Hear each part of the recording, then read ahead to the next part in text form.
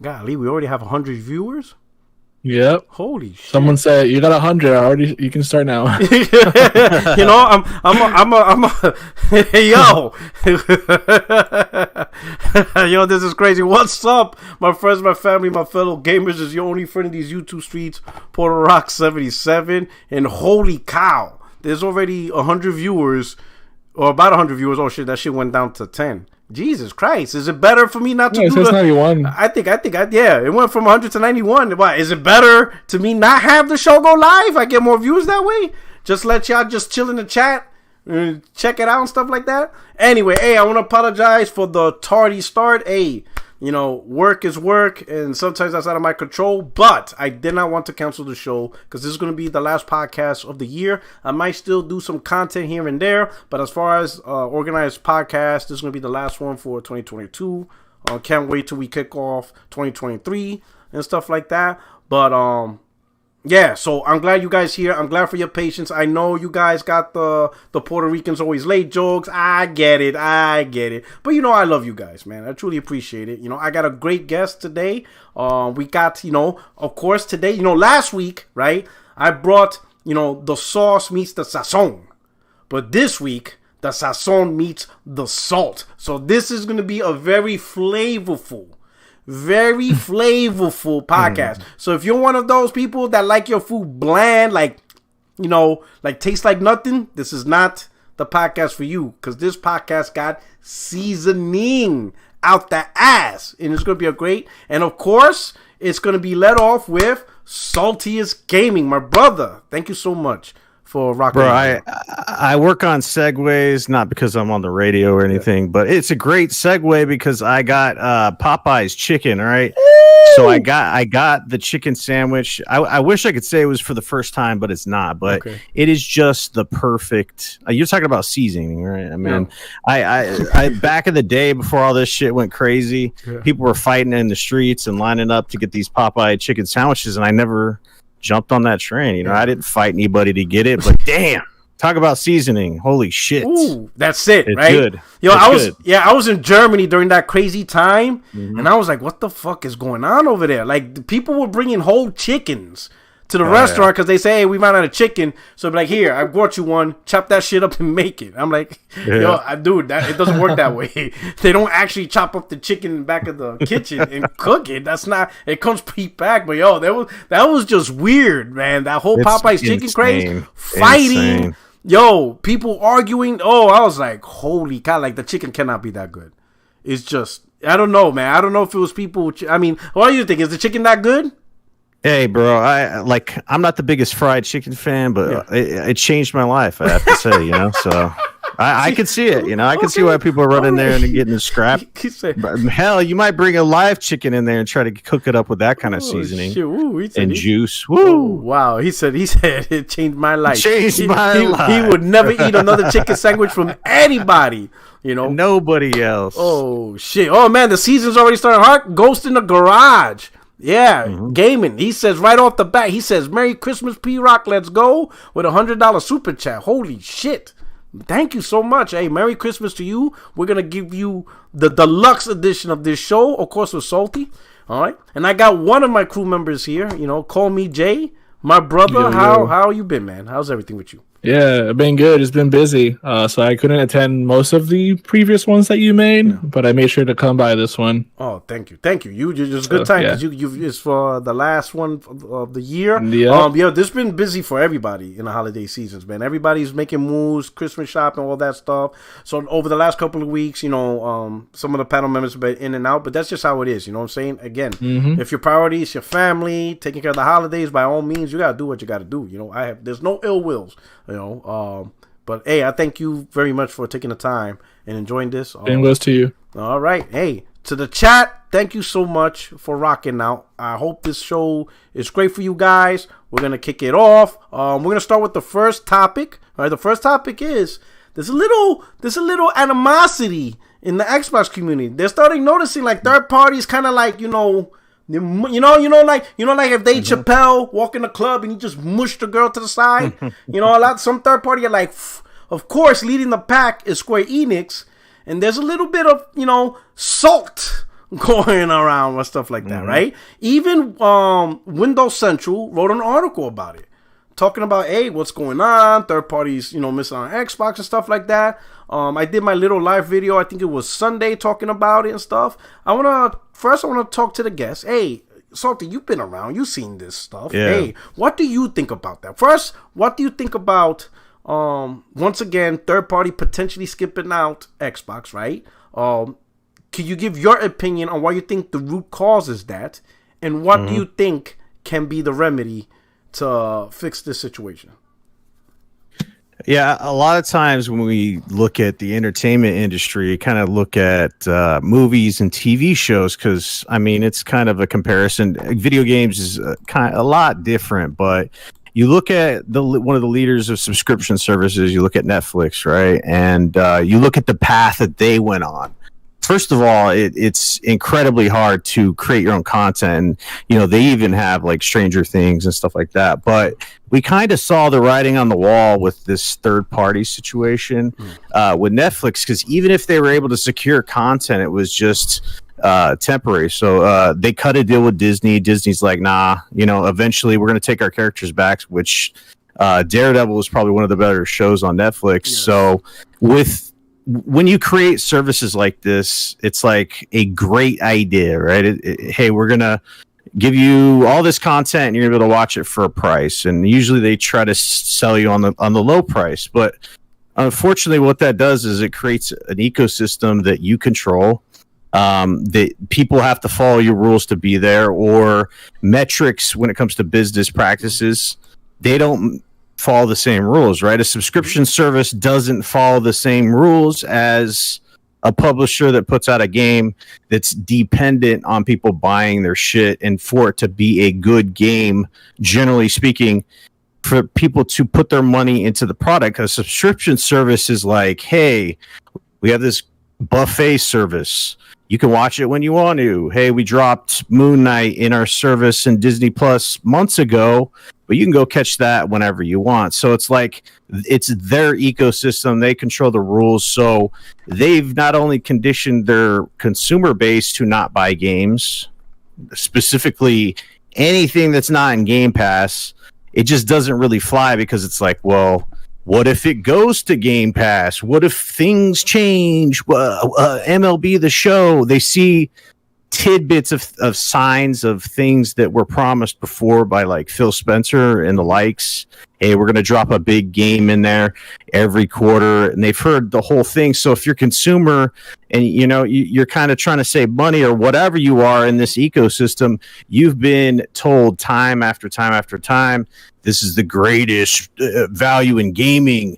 This is the place to be. People are playing weird shit like Power Wash Simulator, and they're playing all this other stuff that they would never play before. So it creates this environment where not only are the consumers not buying shit, because we've seen that with all these charts, and people continually pass the buck on, right? They passed it off, and they're like, no, that's physical UK sales charts. We can't go off of those. Well, unfortunately, we don't have data because Microsoft doesn't share that.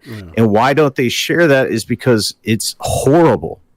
Like, you take a dip, you look into that rabbit hole and you look at the real facts and figures, it is insane. It's insane enough for the people of Digital Foundry to talk about it. Yes, they try to play this neutral thing, like, but sometimes you can't. There's only so much neutrality when, like, you can't be neutral when the house is on fire. Like, you'd be like, yo, the house is on fire. Like you know what I mean? There's only so much, and that's true. Like, a lot of content creators, they all try to be neutral because they don't want to stir the pot, right? They don't want to, because, many people are emotional. There's too much emotional. Like, some people can't hear information and just, all right, that's the information. Is it factual? Is it a lie? If it's a lie, then call it out. But if it's not a lie, and it's like, yo, that information has some merit, it doesn't matter if it's bad. It doesn't matter if the information makes the company or the brand look bad. It is still factual information. It is what it is, right?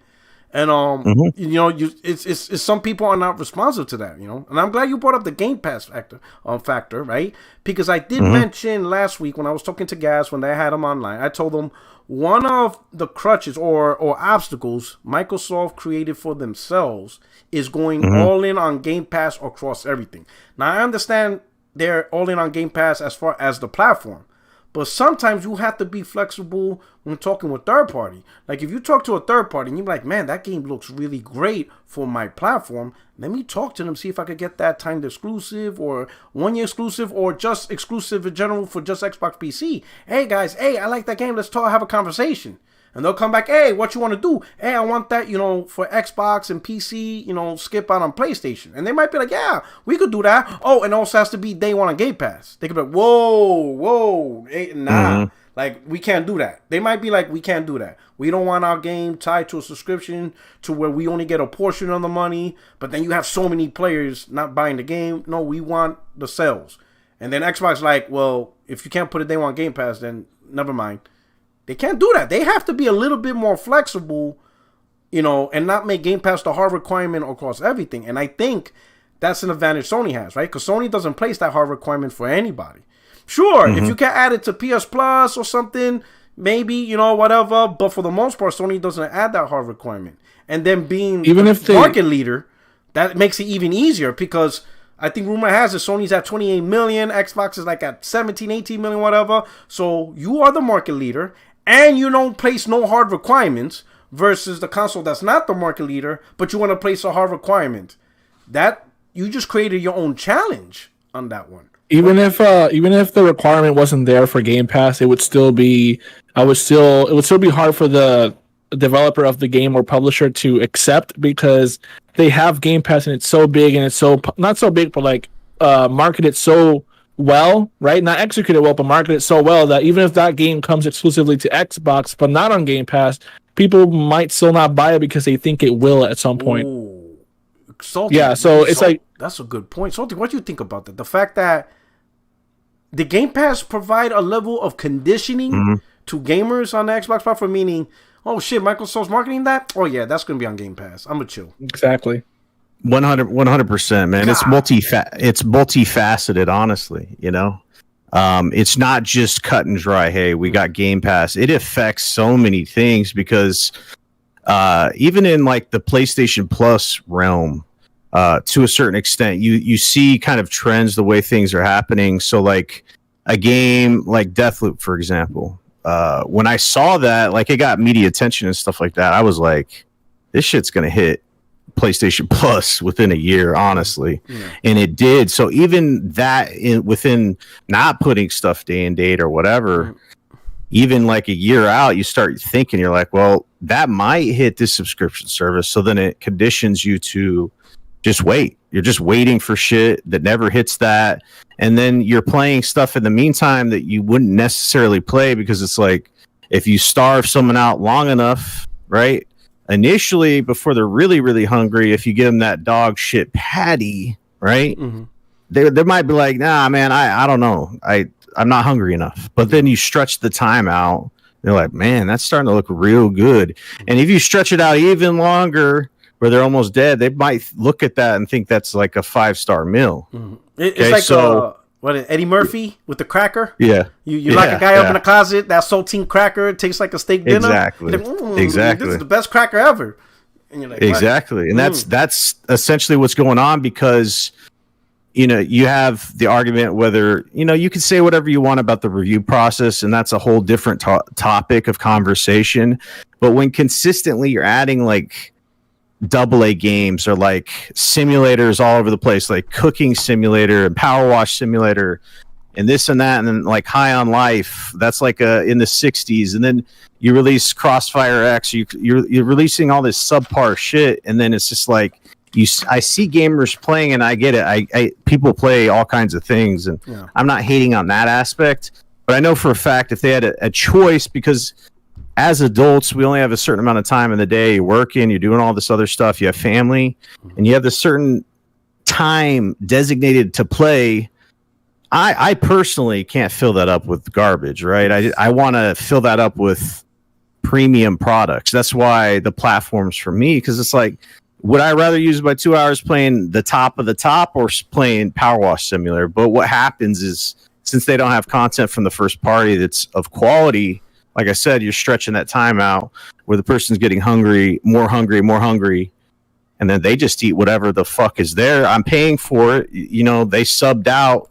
I'm gonna play this because, number one, I paid for it. I need to, you know, make sure that I get my value per quote unquote, and then they're playing the subpar stuff. So it's like conditioning, you know, and the third party itself is this huge thing, because from the beginning, Phil Spencer's like, yeah, huge, you know, quarter release that he was talking about first party, but like from the third party perspective, it was all like, yeah, we're going to get these huge titles, and they're just like, you know, this and that. We're going to be having Gotham Knights in there. Remember that? Yeah, I remember the Battlefield Day One. Hogwarts. You know, yeah. You know, all the rumors went out there from the quote unquote insiders, and then it was like one after one after one for like a year and a half. Didn't happen. Oh, Battlefield 2042 is dropping day one. Nope.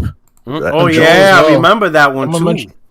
Yeah, they said Control, and then Control came out like, nope, we're not doing that. That's a lie. Mm-hmm. They make it a point.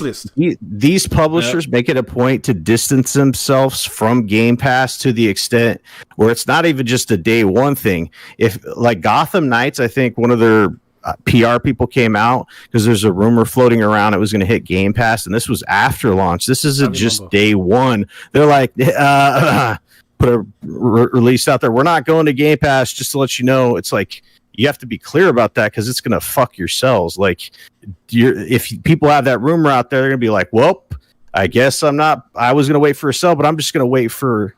So it's like third party from any kind of a big AAA level is just not going to be hitting Game Pass. Mm-hmm. I like, do you guys see anything like that from, because we got MLB The Show, right? And then what was that? The game that was like Destiny, third party that flopped. Yeah, I know which one you're talking Outriders. about. I think it's Outriders. Outriders. There you go. Yeah. So those two were like the biggest, I would say, third party day one releases. And then it was just like, everybody's like, oh my God, it's happening. We're getting MLB The Show. We're getting Outriders. It's just, you know, we're going to be getting what we were promised. And then it was like nothing. It fizzled. You know? Oh yeah, Destiny. Remember like Destiny, all the, I think they had Destiny. They had Destiny and the expansions. Yeah, the on expansions Game Pass for a like bit. day one, right? Yeah, they had it for a bit, and it seemed like, and I knew that wasn't going to be, because I'm like, Microsoft, it's not going to perpetually, put all this money out. It's too much money. Yeah, it's for the GTA as well was on Game Pass. Obviously not day one, but it was on Game Pass for a bit, and then never came back. That's the problem. Like, you're putting content in and pulling it out. Like, that's why Microsoft made a push, and they're still making a push for acquiring the whole thing, because they don't want time deals. You know, they don't want any. They want full control. We put our game in there, and it never leaves. It's like Netflix. Yeah. We have Stranger Things. That shit's not leaving. Yeah, they want the control of the big titles. That's already established. Yeah, exactly. You made a great point, because I said this plenty of times, that I think for certain gamers, and I think you and I are in the same level. When it comes to games, the commodity that I feel is important is not the cost of the game on the money, because I could make more money. It's time. I can't make more time. I'm at the point where time is more important than money, because I could make more money. But like you said, I can't put 2 hours into Power Washing Simulator because I'm concerned with saving money. That's not where I'm at right now. If I'm going to put 2 hours in my life, 3 hours, 10 hours into a game, it's going to be a quality game. I'm not concerned with the money that I needed to put to play the game, because this is my hobby. This is my enjoyment. So it's worth the cost, you know. I use an analogy. Imagine you play a game that you don't want to play, right? So you're playing it just to save money. Then you decide to go to a store, and you get into a car accident and you die. The last fucking game you played in your life is this trash ass game. Like, imagine I died and the last game I played is Power Wash Simulator. That's ridiculous. Like, I could have done anything else in the world. talk to my daughter on the phone, hang out with my wife. But no, I play Power Wash Simulator. You're out your mind. I'm not doing it. I could do so many things in the world. If I'm going to play a game, it's going to be a game. Now, of course, it's like, you know, sometimes you pick a game that's bad, but that's fine. Because more often than not, I pick good games to play.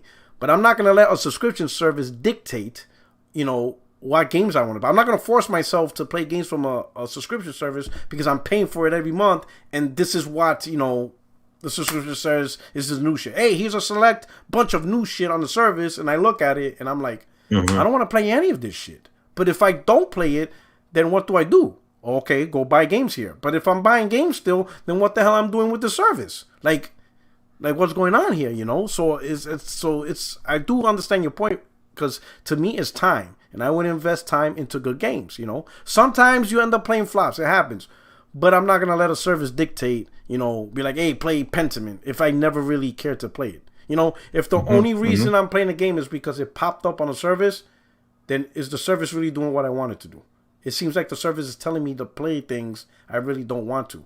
You know, the content should be me gravitate towards the content. You know, it's like, man, this has good content. I want to play these games. But it feels like you're just playing anything just to justify the existence of playing that thing.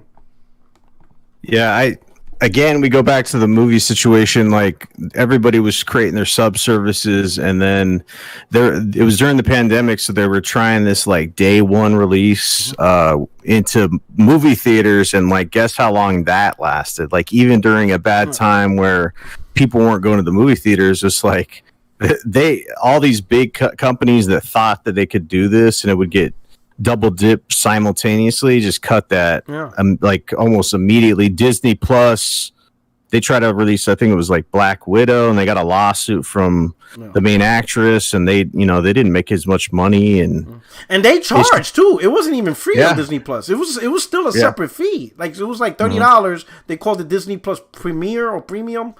Yep, I remember that. Yeah, I think HBO was the one that legitimately had at no extra cost movies on their service. But I said I remember I had this conversation on Zair's channel. I forgot who I was talking to. And they were like, oh, see, Puerto Rico, I told you they could make money. And I'm like, bro, the only reason why they were doing this is because you get an absolute zero from the movie theaters. It is not a choice. So, yeah, in a situation where you make $0 from a movie theater, then yes, the next best option is put it on the service because everybody was locked at home. But I told them, make no mistake, though, once this lockdown shit is over, they will stop. They're going to cut it out and they're going to go back to the old model. And people are like, oh, that's not happening. Once it's done, that's it. This is the way. And look what happened. We're back to the old model. Back to the old ways. Just the quality question with movies and all that other stuff. It was like, nah, they're gonna continue to be able to make quality at the level of what you would see in a theater, and that's just simply not the case. And it's like with these sub services and stuff like that. Microsoft promised the world, and they didn't deliver any of it. Like nothing of great quality has come out. I think. For me, the best day one release game for them from a first party perspective would probably be Forza Horizon 5. Okay. And I'm not really a big racing guy, but I do enjoy that game, and I do think it was quality. Now, people can argue back and forth like the car guys, whatever. I enjoyed it. I thought that was probably one of the best releases out there. And it's just like they can't maintain dropping a game of that quality every quarter like they promised. So it's like you have these giant gaps of no games, a whole calendar year of no new first-party games. And it's just like, that's not the way. That's not the way that's ever going to get it done. And people were worried about it from the PlayStation perspective. And PlayStation, if it was the way, you would think that they would have gone that model. But they know it doesn't make sense even to Nintendo, do that. You know? It's not even trying that. Like you can't. Yeah. 2 out of the 3 platform holders are not. You think about it. Everybody's like, "Oh, this is the way for the industry." I'm like, "Well, the industry, if you want to look at it from a platform perspective, is only 3 platform holders, right? Even and if you want to count the storefronts like Steam, all right. Let's say you want to consider Steam as a platform holder, even though they don't have hardware. But let's say because Steam has all these games, is Steam trying to create a subscription service like Steam Pass, where for a monthly fee you can access the entire Steam library? Is there any rumor of that happening? No. Steam's not trying to do that. There's no Steam Pass. So you're just going to have to play Steam games a la carte, meaning you buy each one. Nintendo's, you know damn well Nintendo ain't playing that bullshit. And obviously Sony spoke open publicly. So if you want to talk about from an industry forward platform holder, it's only Microsoft that's talking like this. How is an idea from Microsoft all by on their own the way for the whole entire industry? When nobody else, Epic Game Store is not trying to create Epic Game Pass, play a whole, like, none of them are doing it. It's either Microsoft or really nobody else, to this level. So I don't understand where they got the whole, this is the way forward for the industry, when pretty much the whole industry is not really down with this subscription model. Even Activision publicly stated Game Pass hasn't proven itself either for it to be a legitimate venture, right? Yeah. So they're saying it's like a thing for the industry, but the one thing that's trying to do it, which is Game Pass, hasn't succeeded at doing it. So yeah, the thing is like when you look at it, the whole industry would look at it because Microsoft's calling themselves the underdog or whatever they want to like pretend they are. They're $1 trillion company that has tons of power. And it's like in these businesses, especially in the gaming industry, you think that other companies wouldn't copy the hell out of your model if it wasn't, it was the way of the future.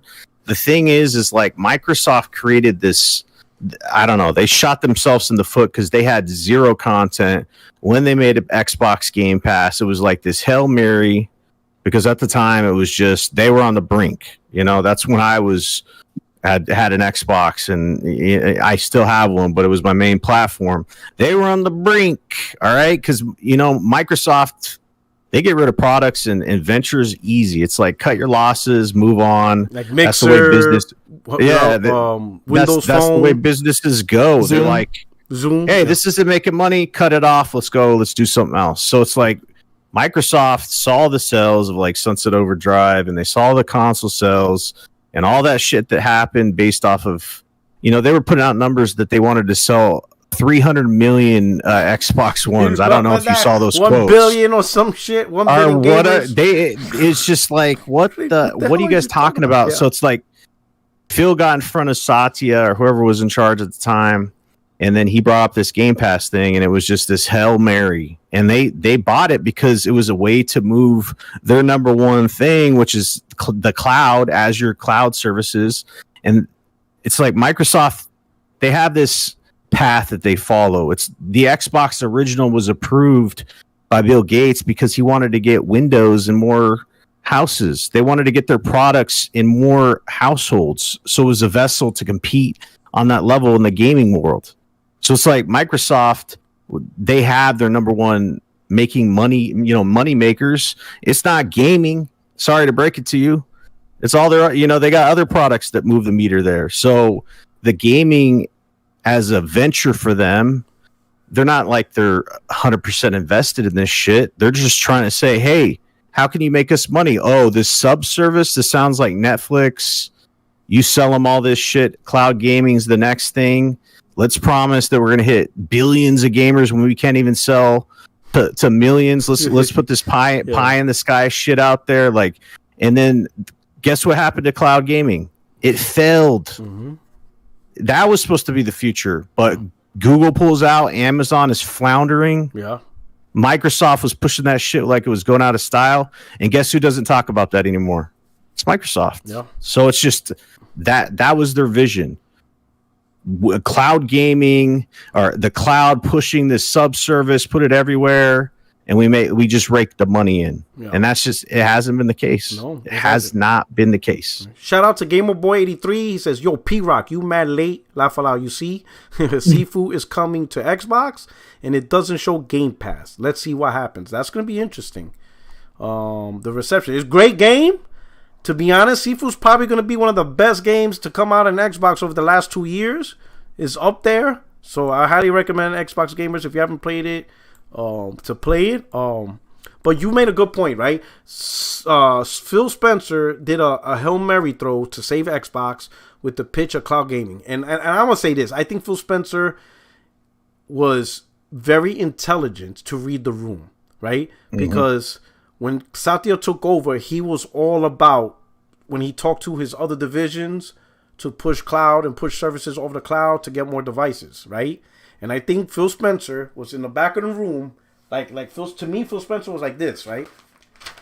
He's listening, like, he sees Satya talking about, talking to the Azure division.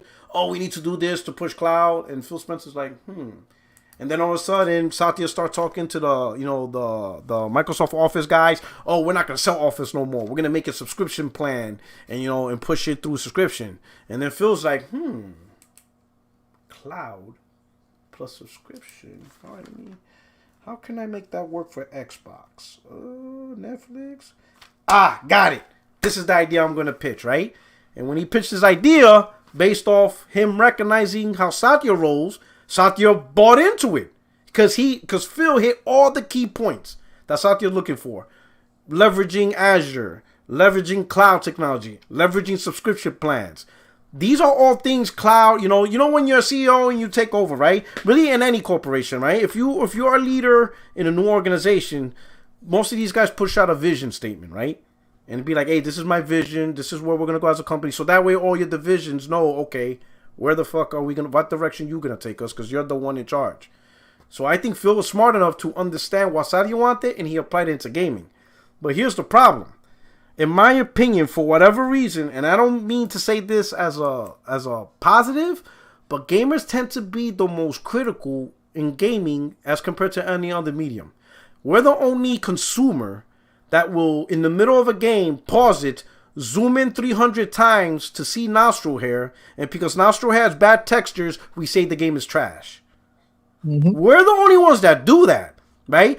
I remember, Game of Thrones, the joke among, people who are TV show enthusiasts was they recorded a scene with the Aquafina bottle still, I guess, one of the actors was still drinking water, but instead of taking it out of the set, they accidentally left it, and then they filmed the scene that way. So now everybody's like, oh shit, fucking Game of Thrones had access to fucking, Aquafina or whatever the water brand. But it was a joke among them. And they just started laughing because, that happens all the time. If it would have been gamers, we would have said, this saga is trash. Don't watch it. Look at Death Stranding. Oh my God. Water bottle on the set. Don't watch any of the seasons. This show is trash. We would have just destroyed the show if it would have been gamers. The show, no season. We would have gave no props to any season. Season 1, 2, 3, 4, all because of a water bottle. Gamers would have ripped that place apart. This show is disgusting. HBO is trash. Stupid ass show. Don't make a show ever again. That would have been our reaction. While everybody else is like, it's lighthearted, it's funny, whatever, So when they thought of this cloud, I'm thinking, what gamer honestly, even today, is like saying, man, I'm so tired of having hardware under my TV. We're buying more hardware now than ever across all devices. Consoles, even PC hardware's up.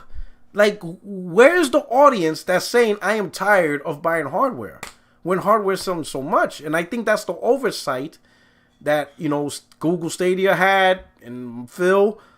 In concept, it sounds nice. Oh man, there's 1 billion phones and tablets out there. Gamers are waiting to play Halo and Gears of War over this. Ain't nobody trying to play that on a goddamn tablet. The problem with Game Pass and like Xbox in general is that Game Pass on paper, like you said, is a really good idea, especially for people that don't have a ton of income to be able to buy games left and right, like we do whenever we want to play a game, right? So on paper it works. The problem is that for Game Pass to work, what Xbox did on the original and on the 360 so well, which was get deals, get developers to make badass games like Gears of War, Forza, and Halo, and so on, that should have worked. That needs to work in order for Game Pass to work. The problem is that Xbox has been like dropping the ball on that department since the end of the 360, because the 360 didn't end with a banger. It ended with Kinect games. Yeah. It ended with just like little kid games. It didn't end like PlayStation ended with freaking The Last of Us, for example. And when it started on the generation, their first party was already pretty trash. Halo was all over the place. Forza was just being the same game over and over with slightly better detail. And the best games that they had at launch were second party games that they got deals from.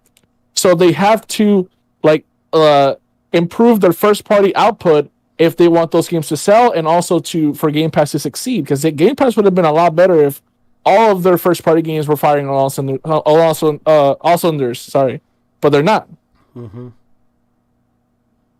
Yeah. So what you call it? So one thing I would say this, right? with the thought of cloud gaming being pushed, man, I'm losing my train of thought real quick, right? When this whole thing about people trying to sell me, Porak, this is great. You get all this stuff with cloud. You don't need controllers. I was sitting back, but I don't remember me asking for this. If anything, I'm asking for hardware that actually pushes the boundaries, gives me more capabilities, better graphics, better redesign. And well, what are you selling me with this cloud? Oh, you don't need a hardware under the TV. You could just play it on anything you want. Well, one, I don't want to play God of War on a tiny phone.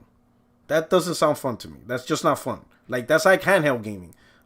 All right, so, okay, but you could just play running off your TV. And, all right, fine. So I'm playing cloud gaming off my TV. What more does it do? And the answer is, it just works. And I'm like, what the fuck? Hold up. So it just works. That's the selling pitch.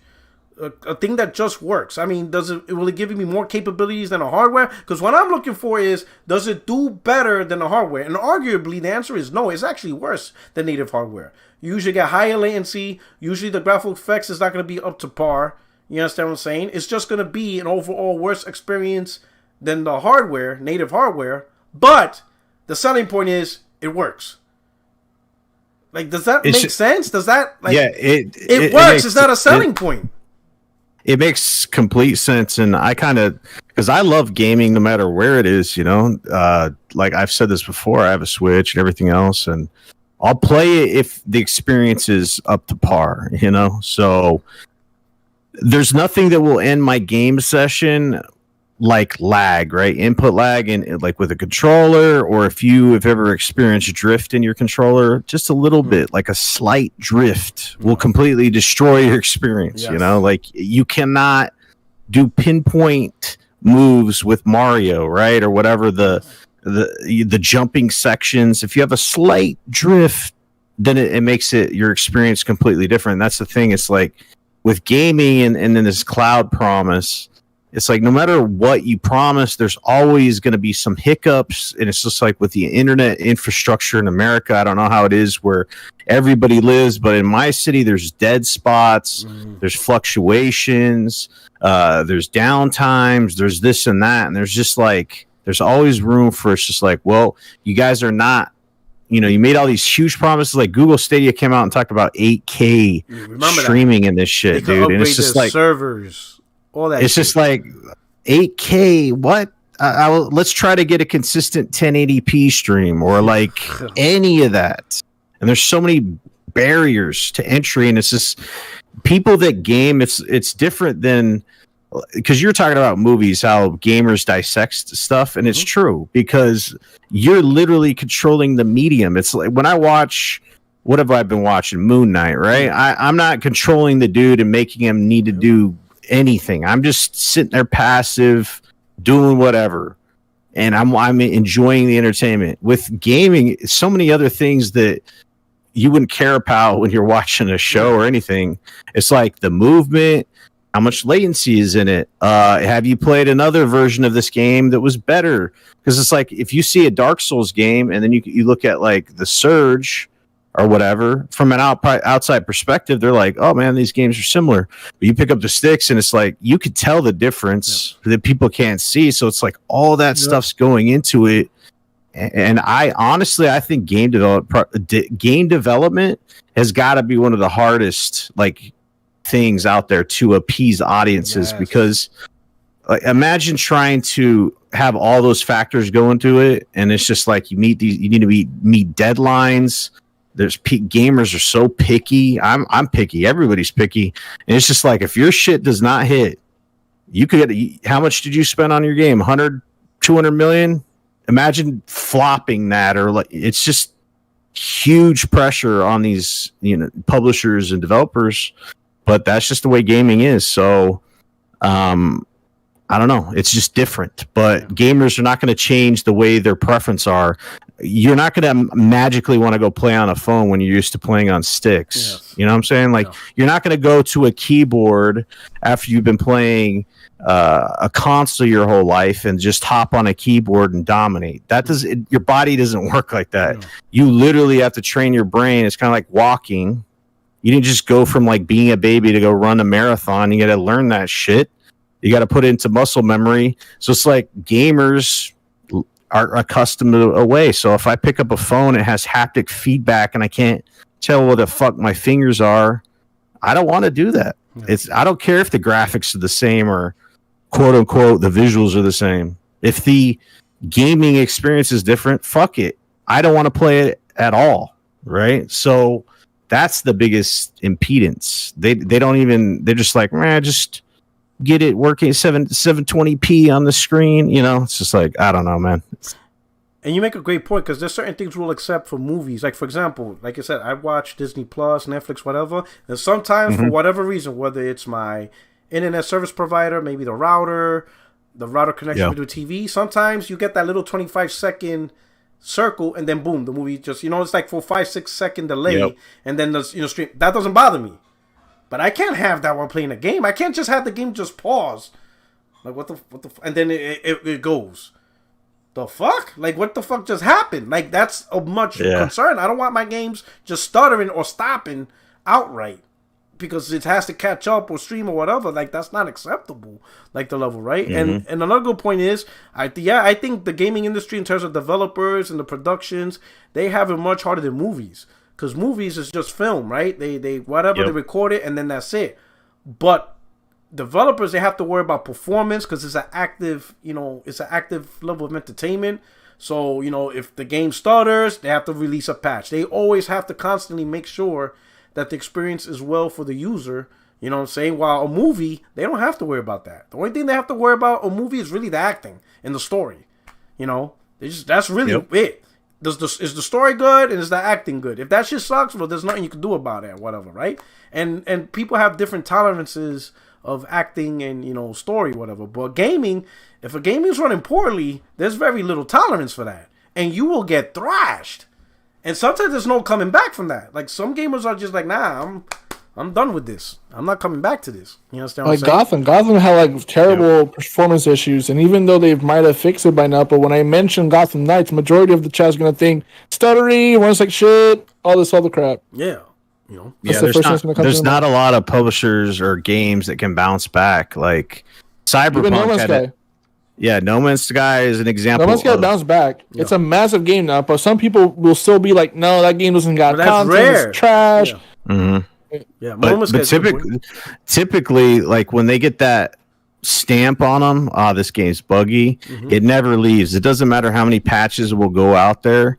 If it's a buggy game and gamers heard that, they're never going to be like, okay, I forget about that. It's like Days Gone, right? Yeah, that hurt. Buggy. And no matter how good it is now, it's like, is that game still buggy? Yes. Is that buggy, glitchy? It stays. So. All right. Hey, so let me move on to the next topic. Speaking of that, is Forspoken, right? Demo came out. So Forspoken demo was released, and I remember a time when demos used to come out all the time, almost like it was almost automatic, right? You hardly see those, but Forspoken is probably one of the few AAA games that got a demo, and it didn't really please a lot of gamers. A lot of gamers now left a bad taste in his mouth. There was more negative criticism behind the demo, and Square Enix comes out and says that the game is not representative of the final build, that the final build is much better and enjoyable. Here's my question. With the state of gaming the way it is now, and by state of gaming, I'm talking about the community. A lot more content creators as compared to the 360 days. Many content creators found ways to use negativity as a form of clout and success. So a lot of them look for anything to start bashing and stuff like that. And with the, like we just spoke, with the level of criticism gamers have, are we at the point where technically now demos will more likely hinder you or hinder the game rather than help the game, right? Do you think, Salty, we're at that point? Do you think if a publisher wants to release a demo, then the demo has to be the final build? It can't be an in-progress build because gamers will relate it to, this game just is garbage. I'm not. What do you think about that? You think we hit that point where demo's not a good idea anymore? It's a multifaceted thing with this because I played the demo as well, and it just didn't really leave a good taste in my mouth, So there are positives that can be drawn from it. I just think it's I was questioning why they did this. Like, was it a pre-planned thing with Sony, and it's a deal that was baked into their like overall like deal? Because I don't understand why any company would be like, "Hey, let's make a massive announcement to put out this demo build when we know it's not, indicative of the final product." Why would you? It's like, why would you do that at that point? Because it's like showing the game off and it's not finished state or best light, or really is it just damage control? Because I don't think a company would, in their right minds, put out a product that was mid unless they were forced to. Because if this wasn't a decision that they had to do, then why would you do it? Because it just doesn't seem to set you up for success or creating a general buzz for your game if that's what you're trying to do. Because I think in general, you're trying to create buzz, right? Mm-hmm. You're trying to create buzz for this game. It's a new IP. You want people to experience it. But it's like, if it's not in that state, it's just like delaying a game. Don't put that shit out. And number one, don't put that shit out when it's like the biggest gaming event on the planet right now, breaking records. So you're going to get a lot of people to download that game. And if they get this unfinished build, which you talked about, this isn't indicative of the product. Well, it's like, well, why the fuck did you let us download this shit? Because people are not going to forget it. They're not going to be like, hey, that was a demo, so I guess I'll just erase that bit out of my memory. No, they're going to be like, what's going to tell me that when I buy this game day one, it's not going to be like this, or things are going to change. They're just going to have that, whatever they experienced in that demo. So what you're saying, it does hold weight. I personally think that there's merit for some of the smaller games to do the demos, because there's some of the demos that I did in PS Plus Premium. I'm like, oh man, this shit is pretty fantastic, and I might buy this when I wouldn't buy it before. I want to add to that. I want to add to that point, because the PS demos, for the most part, aren't they complete games that they just give you 1 hour to play? Yeah. Oh, so it's the actual game then. So it's the actual game. It's not an like actual a splice. demo. It's just It's like a splice of the game itself. Yeah. So I think that's I what should add that happens. point to differentiate. Yeah. Yeah. So demos that are older builds doesn't seem like a good idea anymore, because like you said, now let me ask you this: when you play Forspoken, Square Enix is saying that this is not the final build, right? Do you see anything from your time that tells you, this needs a little bit more cooking? Like, was there any aspect of the game where you're like, man, this thing needed more time in the oven? Or do you feel that Square Enix is just damage controlling, and that what you played, you didn't really see what they can really improve on? Like, what more can you really do? Maybe a little bit better graphics or something, but like, did you see anything that, like, you know what, this makes sense because this does, did you see anything from the game that makes you say, they released this in the oven too early?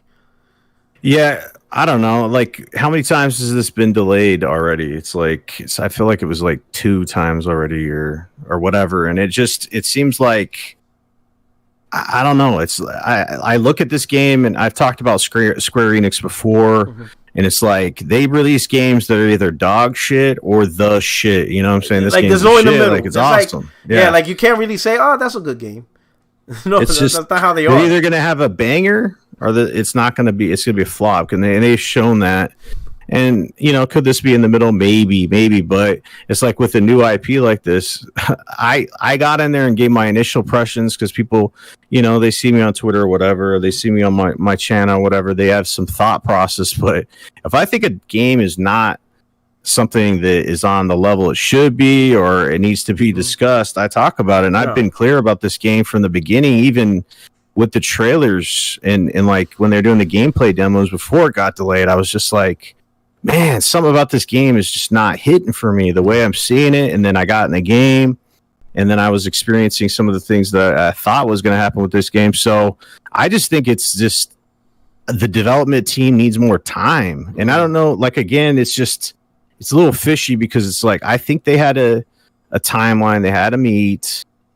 They met because they have a deal with Sony, and for sure Sony wants to get eyes on this. So they're like, hey, this is the Game Awards. Let's get a demo out of this game.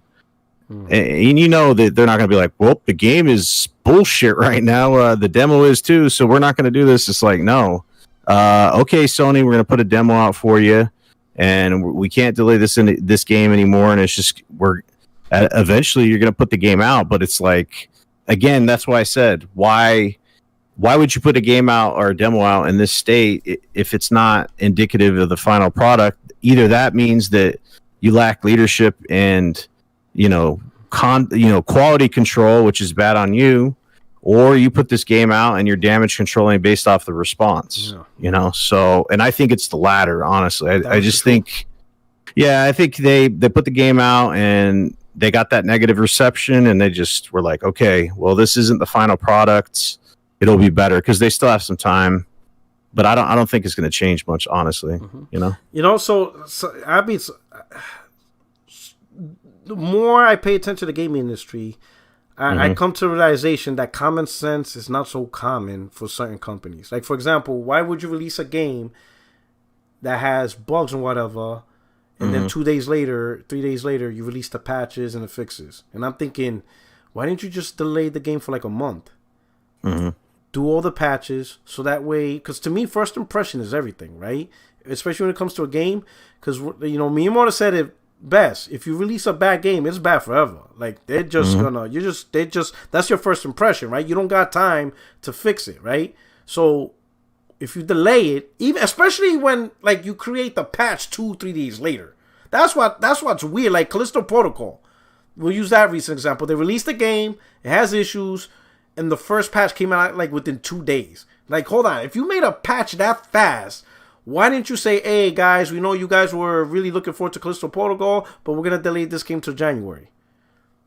Do the patches that's already almost done, and then when you release the game without these bugs and issues, right? Because if you release the game and you give these games to the reviewers and to the gamers, they're going to judge it as is. Whatever you do after the judgment is too late. Like, it's done. It's the damage is done, right? Same thing with like Days Gone, whatever. It's, if now if the patches ain't gonna come for like another 2, 3, 4 months, whatever, then that's a decision between the publisher on how hard they want to risk. Now you're taking a risk, right? Because you can't wait to release a game for another 3, 4 months, whatever. But if the patch came out 2 days, hell, even a 2-week delay. Hey, we're delaying the game for 2 weeks. Yep, 2 weeks. It's not coming out December 7th. It's coming out December 19th. Do the patches, update it, give it to the reviewers. Hey, reviewers, review the game based off all these patches. We did it, which will take out all the negative stuff and whatever. First impression is everything. And I don't think some companies realize that. Like, hey, if you got to delay a game by a month or two, do it. Because, you get one shot. Especially if you're a newly formed developer or this is a brand new IP. You got to give almost every possible scenario you can to try to get that IP and turn it into a great franchise. You can't just simply say, hey, we're going to release a bad, but don't worry, guys, you got to patch 2 days later. Because gamers are going to be like, but I bought the game now. So what are you talking about? Like, are you going to wait for my money 2 days later? Like, that's not how it works.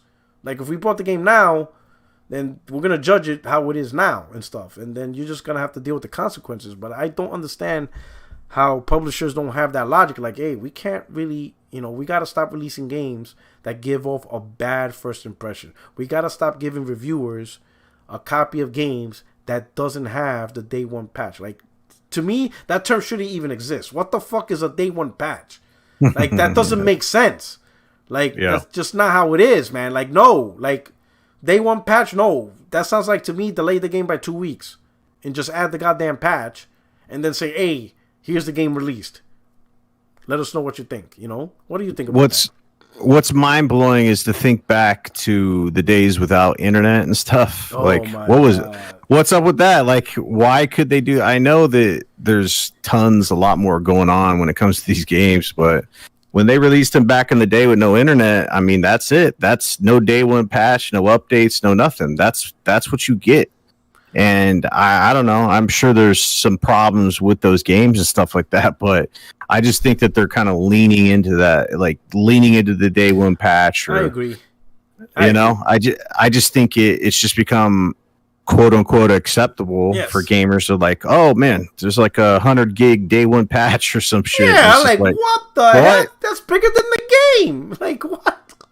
And they keep doing it over and over and over, and you're just like, well, I guess this is just status quo because it's just the way shit's gonna be. And Jaffe was talking about that stuff, and it's just I don't know. I think gamers overall have just like, hey, if it's broken, well, they're going to fix it eventually, like Battlefield 2042 and this and that. There's plenty of examples, and then it's just like patch. And these patches are huge. So it's like, well, I guess you guys had a target date that you just could not delay anymore, because that's what I'm saying. It's just like, how many times can Forspoken be delayed? Because nobody's in that meeting room. You know, they made promises to Sony, so who knows what's actually happening? Because I mean, you could delay it so many times, but you at the end of the day you have deadlines to meet, and you know, the rubber meets the road per se. So eventually, you're just gonna have to release the game,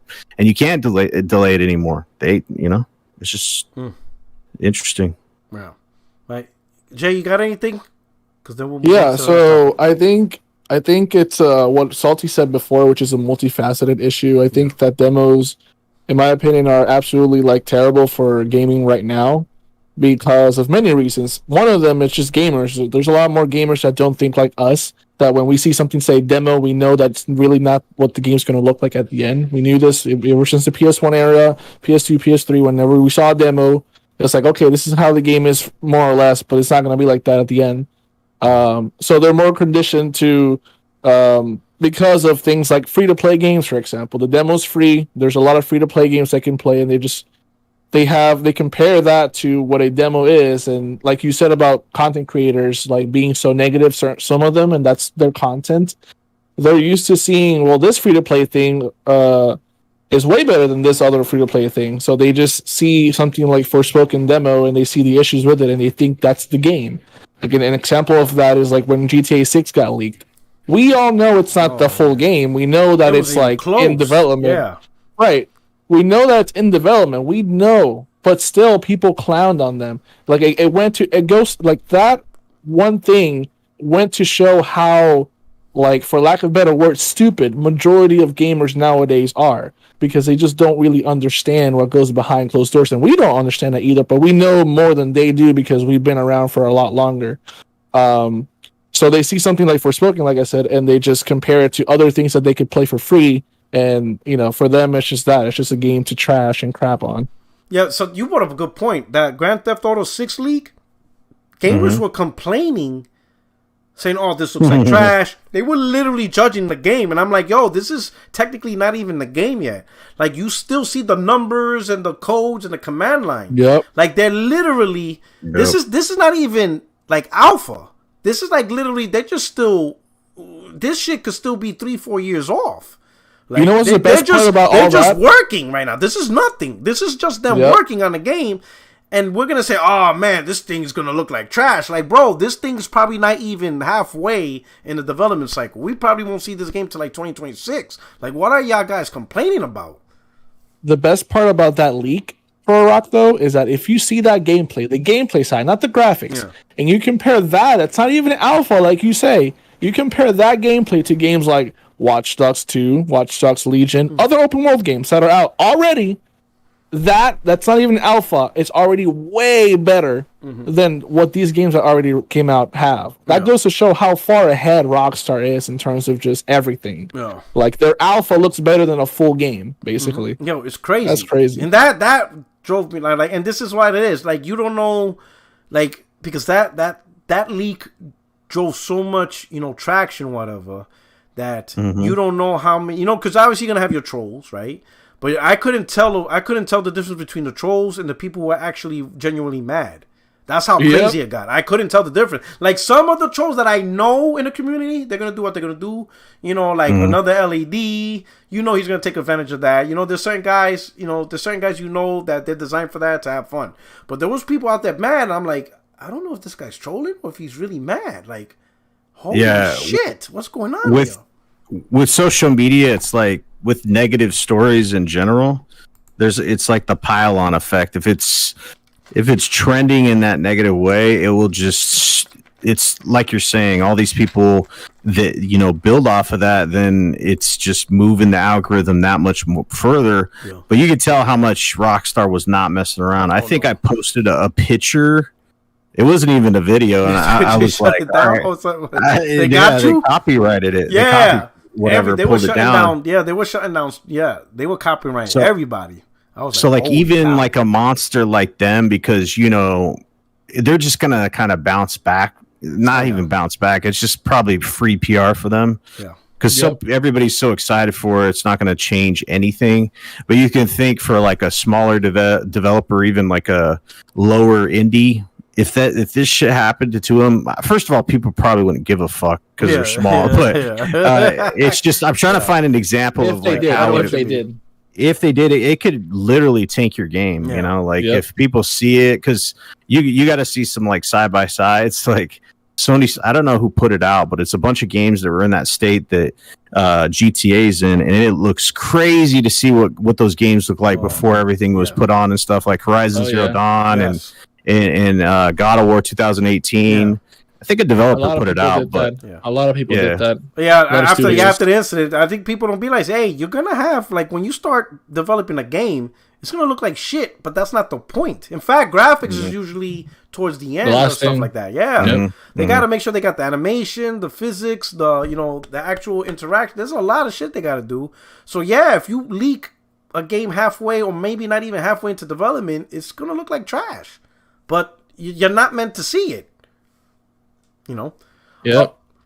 The best way to do a demo now is the way that Salty said that was his best experience, which was essentially the full game. He just got a vertical slice, like an hour or two of the game, and that's it. That probably is the way forward. EA does it. EA does like that. EA does it that way really well. EA, the first 10 hours. Yeah, so you get 10 hours, but if you go too fast, if you're too good at the game, they're gonna stop you at some point and be like, "Nope, this is the end of the trial. You were too fast." Yeah, because you beat the game. Speed runners trying to beat the game on the trial or the demo.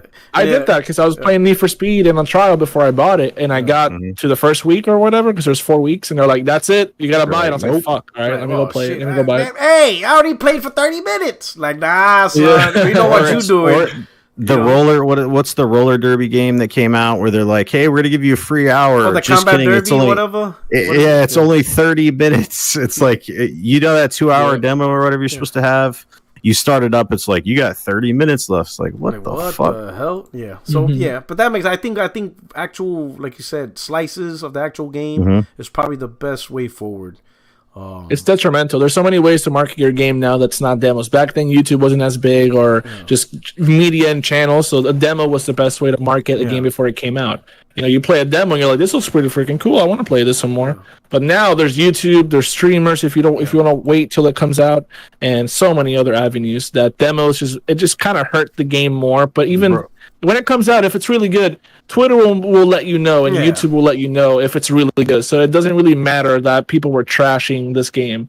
Because like Salty said, I know that Rockstar is on a league of its own, but any big game that has a demo like this, which is going to be very rare, if it does get trashed, and the game comes out and is really good, it's nothing like the demo, then it's as if it never happened. Look at how many games came out like Halo. Well, Halo's still being trashed, but Battlefield came out and it was garbage. Now it's a lot better. Now it's like it never happened. It's a really good game. But, that's the internet.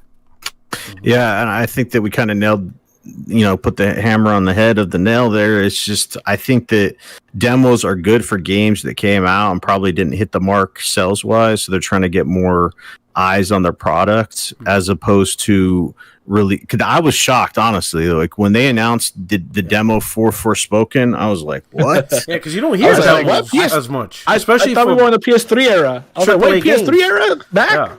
I was just like, didn't they just delay this game? Like, why? What was the point of delaying the game if you're going to put a demo out before it launches? I'm like, this does not make sense, but hey, let's go with it. Yeah. So for me, my stance, I stopped playing demos and I stopped playing betas because of that reason. It's just how it is. I'm not going to waste my time on a demo. It is, if I have concerns of a game, I just wait to release. And like Jay said, you could watch videos. I mean, we grew up in an era where to make a decision on a game, you have to read a magazine or look at the back of the box.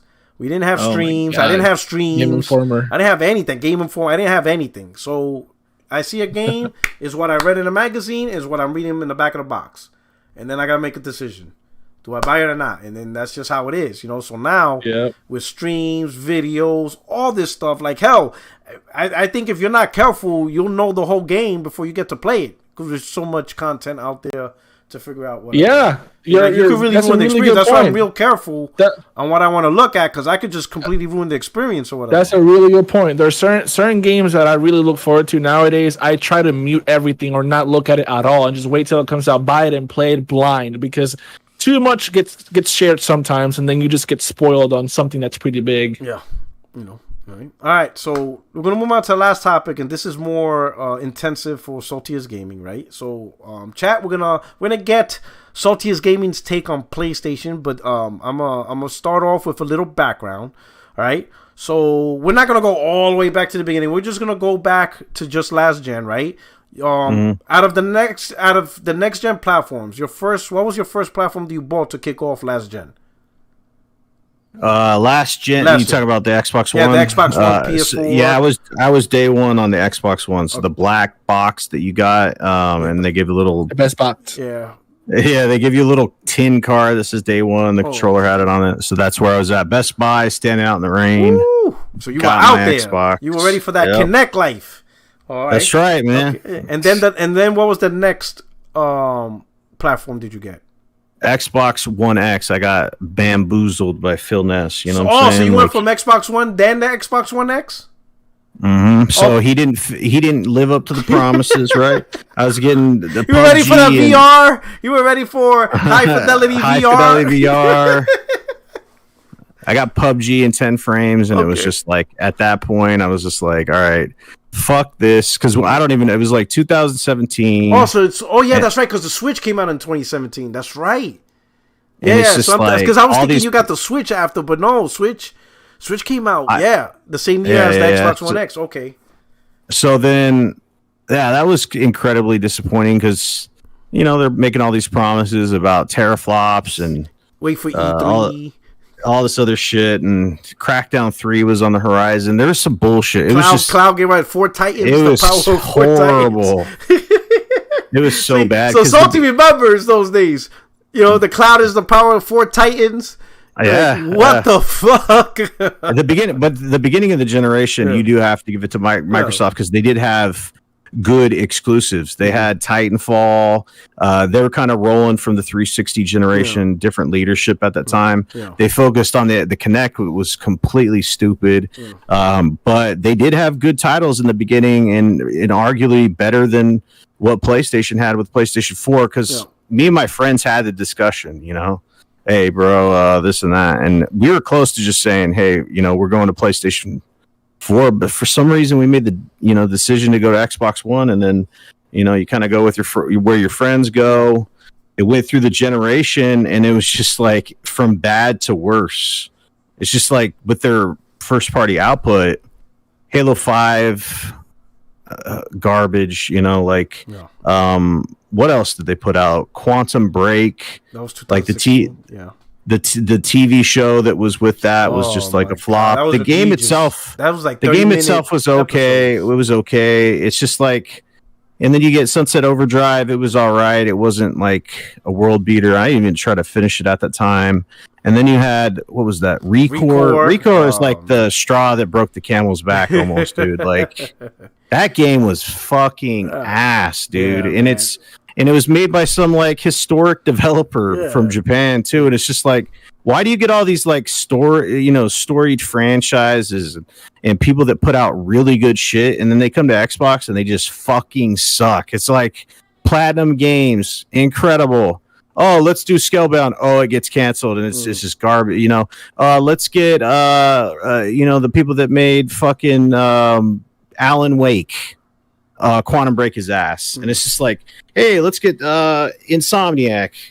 They make good games. Oh, Sunset Overdrive. It wasn't terrible, but it's you get the point, right? It's just like they get the shit end of the stick, and then Phil Spencer was promising all this shit and not delivering. I think one of the best exclusives that I had to play at that time, it was an exclusive at that time, was Cuphead, probably one of my. That's one of my favorite games of last gen. That was the reason why I got the Xbox One, because of Cuphead.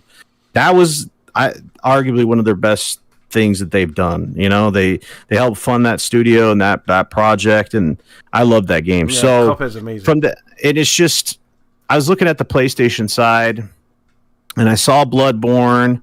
I wasn't a Dark Souls fan at that time. It was later that I picked that up. It's when Dark Souls went back compat on. So, quick question before that. Xbox One. So you got What's the up? Xbox One, the Xbox One X in 2017. Mm-hmm. What came next? Was it the Switch after the One X? I can't. I'd have to look at the timeline. Okay. But or was it close between was the PS4? It was like neck and neck, to be honest. I'd have to look at the timeline. So when you got your PS4, what year was that around? 2019. So wow, 2019. It's June. Okay. June. I have the Amazon receipts. Like I bought. I think it was Amazon Prime Day. I just bought everything. I bought the console, and I was waiting. I was trying to figure out whether I wanted to go with the Pro or the regular, and then it was just like, fuck it, we're going with the regular, because there was just I heard from people it wasn't that big of a deal. Yeah. Plus, I'm a cheap bastard, so I'm saving like $50-$60 on it. I was like, whatever, let's just do it. We'll put it towards game. I didn't care about that. Yeah, but I bought like everything that was good at the time. Like you could see this game list that I bought, and I just had this backlog that would just rival anything on this planet because I didn't experience these franchises. I never experienced them because I was always Xbox and Nintendo. You know, so you can imagine like the kind of eye-opening experience you have when you just open this world, especially like coming from that drought. I was talking about how starving person starts seeing stuff and it gets better and better. Imagine a starving person in the desert, but they get like the finest fucking meal that anybody could have on life. It would just be like mind blowing. Just any water, you get the best water. Yeah. So that's what happened to me because I was starving in the desert. And then I was like, hey, go to the number one steakhouse in the world. And then, you load in, I think it was Spider-Man was my first game, I think. And that was just fucking insane. Wow. So based on what you're telling me, so you bought your Xbox day one at launch, and pretty much for 5 years, that was your gaming platform. Because you even got the One X to get the best experience, right? And that was 2017. And then 2018, you're playing it. So it wasn't until 2019 that you actually broke away from Xbox. And I don't mean abandoned it, but you said, what? No. Let me see something else besides my 6 years with Xbox. And your first game you play is Spider-Man. And you're probably like, holy shit, what the fuck have I been doing? Yeah, exactly. Because it's like unplugging from the Matrix, right? So I experienced Spider-Man. I was streaming the games and I don't know. Anyway, I streamed them all. I was playing them all. Spider-Man was just fucking mind-blowing to me. And I was just like, wow, this shit is crazy. Because I remember seeing that trailer and all the Puddlegate shit. And then ambient occlusion. Like, what the fuck are we talking about? What sold me to finally be like, all right, this is enough. It's just like... In 1 year you put out Spider-Man and then you put out God of War, and I saw the trailer for that. I was like, what? And even before that I saw Horizon Zero Dawn. I was like, that shit looks dope.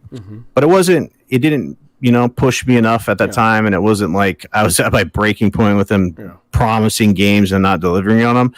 But you can imagine my experience from not ever experiencing any of those things. And then I played God of War 3. I played fucking everything. Bloodborne. Oh, so you were catching up to the past. I knocked everything out. How did you like Infamous? Infamous, not the best. I didn't finish that game. So to be honest, I just think that it didn't really... I like parts of that game, but I haven't finished it yet. Maybe I will. But... Ratchet and Clank, I played the PS4 version. I played everything, dude. I played anything I could get my hands on and just kind of knocked them off the list. Then it was like the Uncharted series. I played that. I'm not the biggest Uncharted fan in the world because I'm not the biggest, of that genre or whatever, but I do respect it, and I think it's fantastic, right? The game was fantastic. I played Uncharted 1, and I think Uncharted 2. I haven't played 3, but just... going back and not only hitting the PlayStation 4 generation out, but like getting some of the other stuff knocked out that I didn't experience before. So like the God of War thing, I played that. And I was like, holy shit, this is dope. So I played God of War 3, and I was like, I want to play the newer ones. And luckily we got back compat and stuff like that with the PlayStation 5. So I went and played God of War 1. I'm playing through God of War 2. I've already played 3. So it's like, not only did I get the backlog of the PlayStation 4 incredible generation, but then you have everything that was like of note before, so franchises you experience and go through them. So it was insane, and like I don't know, I went hard on Xbox that 1 year. So you can imagine, because I understand why people hate me. You know what I'm saying? Like it'd literally be like you watching Tucker Carlson or whatever that dude's name is on Fox, and then he's like, "Hey guys, I'm a liberal now. We're going to CNN. Fuck everybody that was ever on It's like Ben Fox." Shapiro going liberal. You'd be like, "What the fuck?" Imagine? Yeah. Can you imagine? Oh so it's shit! Like, that's what I did to my, because people were like, "Oh, Salty did this review." So I was like, "Do you know what I did to my channel?" That's literally like, because the algorithm, right? You build a base, and that's what I did with Xbox. And I literally just said, "Hey, I'm fucking Ben Shapiro. I'm going CNN style, baby. Woke. We going woke, baby. Fuck all the conservatives." And it's just like, it was shock on both sides, I'm sure. But it's like, that's not a way to do your channel. That's a way to kill your channel if you're trying to do it. So, I was like, I can't make content for Xbox when I think they're dog shit right now. Mm-hmm. And I went hard against them on social media. Number one, it was just enjoyable for me because I was kind of venting.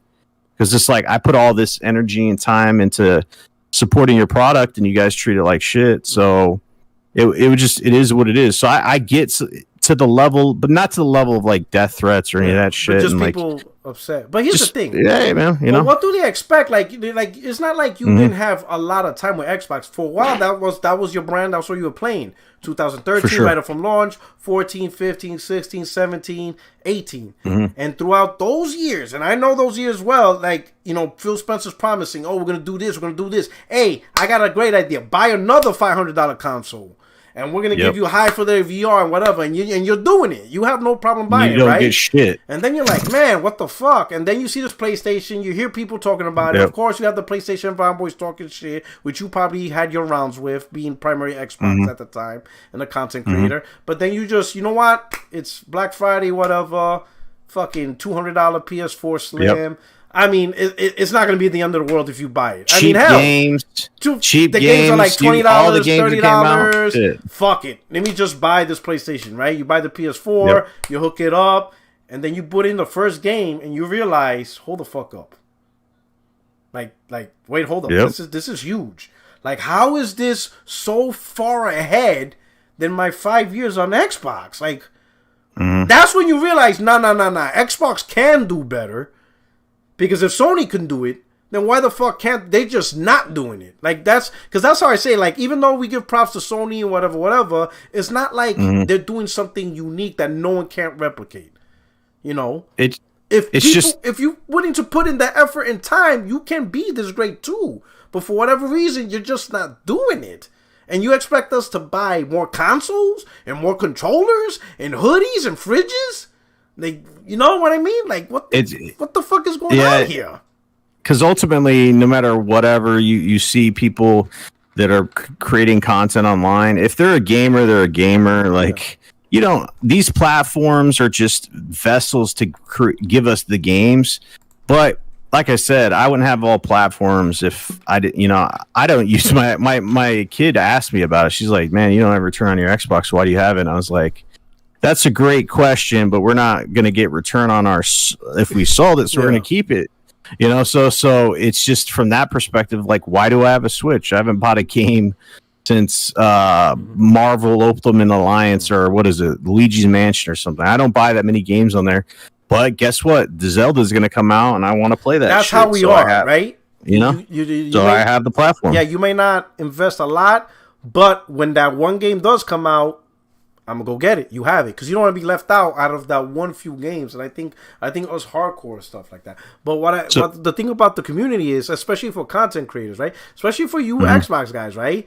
You like some of these Xbox guys, I get the feeling like there is no way you could have, especially guys who could, and I'm not saying they can't criticize PlayStation, but some of the nitpick shit these guys pick on PlayStation, I'm like, yo, there is no way you will nitpick this stupid ass shit on PlayStation, yet you're comfortably fine with no games, with just third party on your platform. And then you try to talk about it and make content and try to make it like it's a great thing on Xbox, when all you're doing really is just playing third party, because anything first party exclusive is just generic or just not good, Like, I just, and it's like, yo, can't you just be real and just be like, hey, listen, Xbox in a bad place. It is what it is.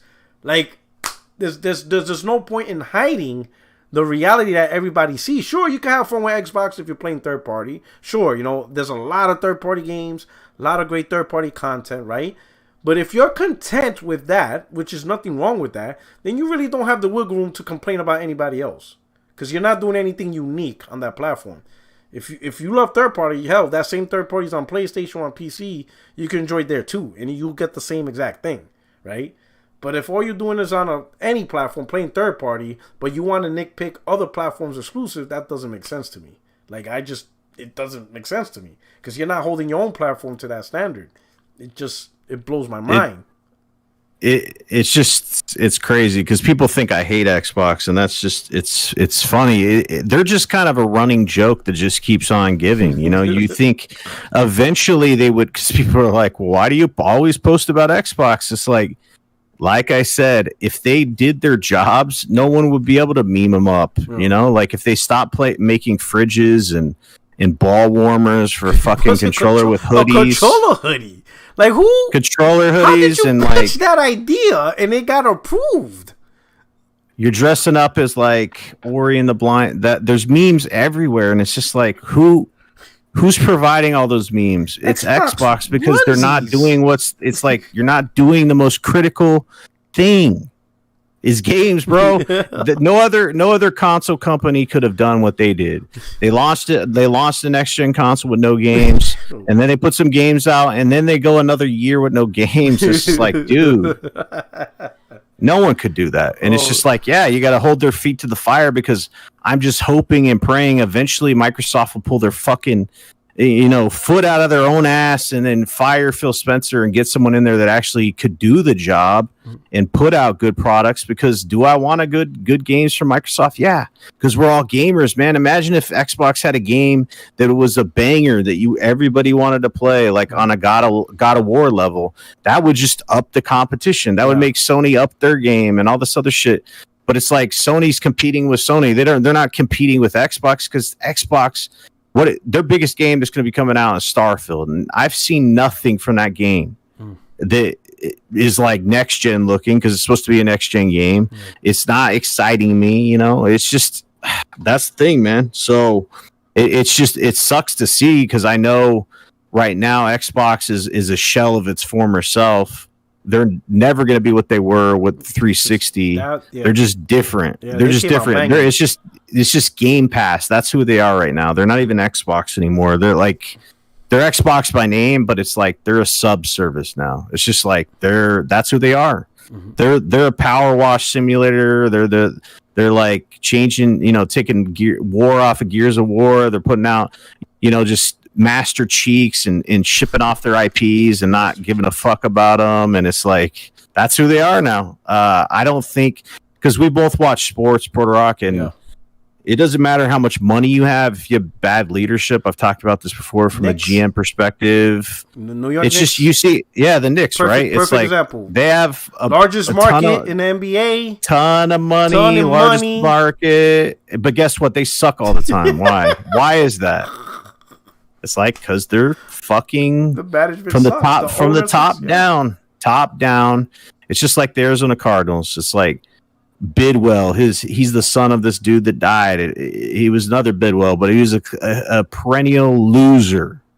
And it's just like, it's not by chance. If you have all the resources and money and you continually to not succeed, it starts at the top. And if you don't start holding people accountable, it's going to continue this way. It's like people that are sports fans of these teams, they pray, they're like, oh my God, we're going to turn it around this year. Nah, we suck again. Yeah. Oh, it's going to be, this year's our year. It's like Xbox, the Xbox fans that are still there. Yeah. This is our year. It's going to be the best year of Xbox.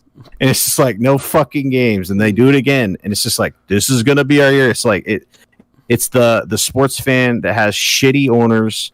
And that's just the way it is. And unfortunately, they just get a beating every year and they come back for it. They're like, please give me some more. I'm an Arizona Cardinals fan, okay? I'm like an Xbox fan, but like with football, okay? Yeah. I know what you mean. I say the same thing. Like, when it comes to basketball, I'm a Knicks fan, so I'm no different than Xbox. Except the only difference is I know they're not going to win. I'm not going to be delusional and say, "Oh, this is our year." No, until we get rid of the owner of who owns the Knicks, he needs to go. Because that's the source of the problem. He doesn't hold his general managers to fire. He doesn't even know what a good general manager is supposed to look like. He hires whoever the fuck he wants to hire. It's just that, and as long as he's the owner, Knicks is fucked. We need to sell the franchise to an owner that can actually give a shit about the franchise. So I'm the same way. Let me just get the super chat. J71889. Thank you for the super chat. He says there was demos for Scarlet Nexus, Tales of Arise, Valkyrie Elysium, Star Ocean, all were great demos, by the way. Okay. Thanks for the info. I appreciate it. All right. Hey, so let me ask you one last question, right? So the new generation kicks off, right? I'm assuming PS5 was your first console, right? Or was it both? Did you get an Xbox Series X? I did later. So the story with that, my kid is into gaming, which is incredible. I talk about her all the time. I tweeted about her wanting to play Spider-Man. She loves that game. Awesome. So it's like kind of like me when I was a kid where I couldn't wait to play a certain game or whatever. It's kind of her. She gets home from school immediately, boom.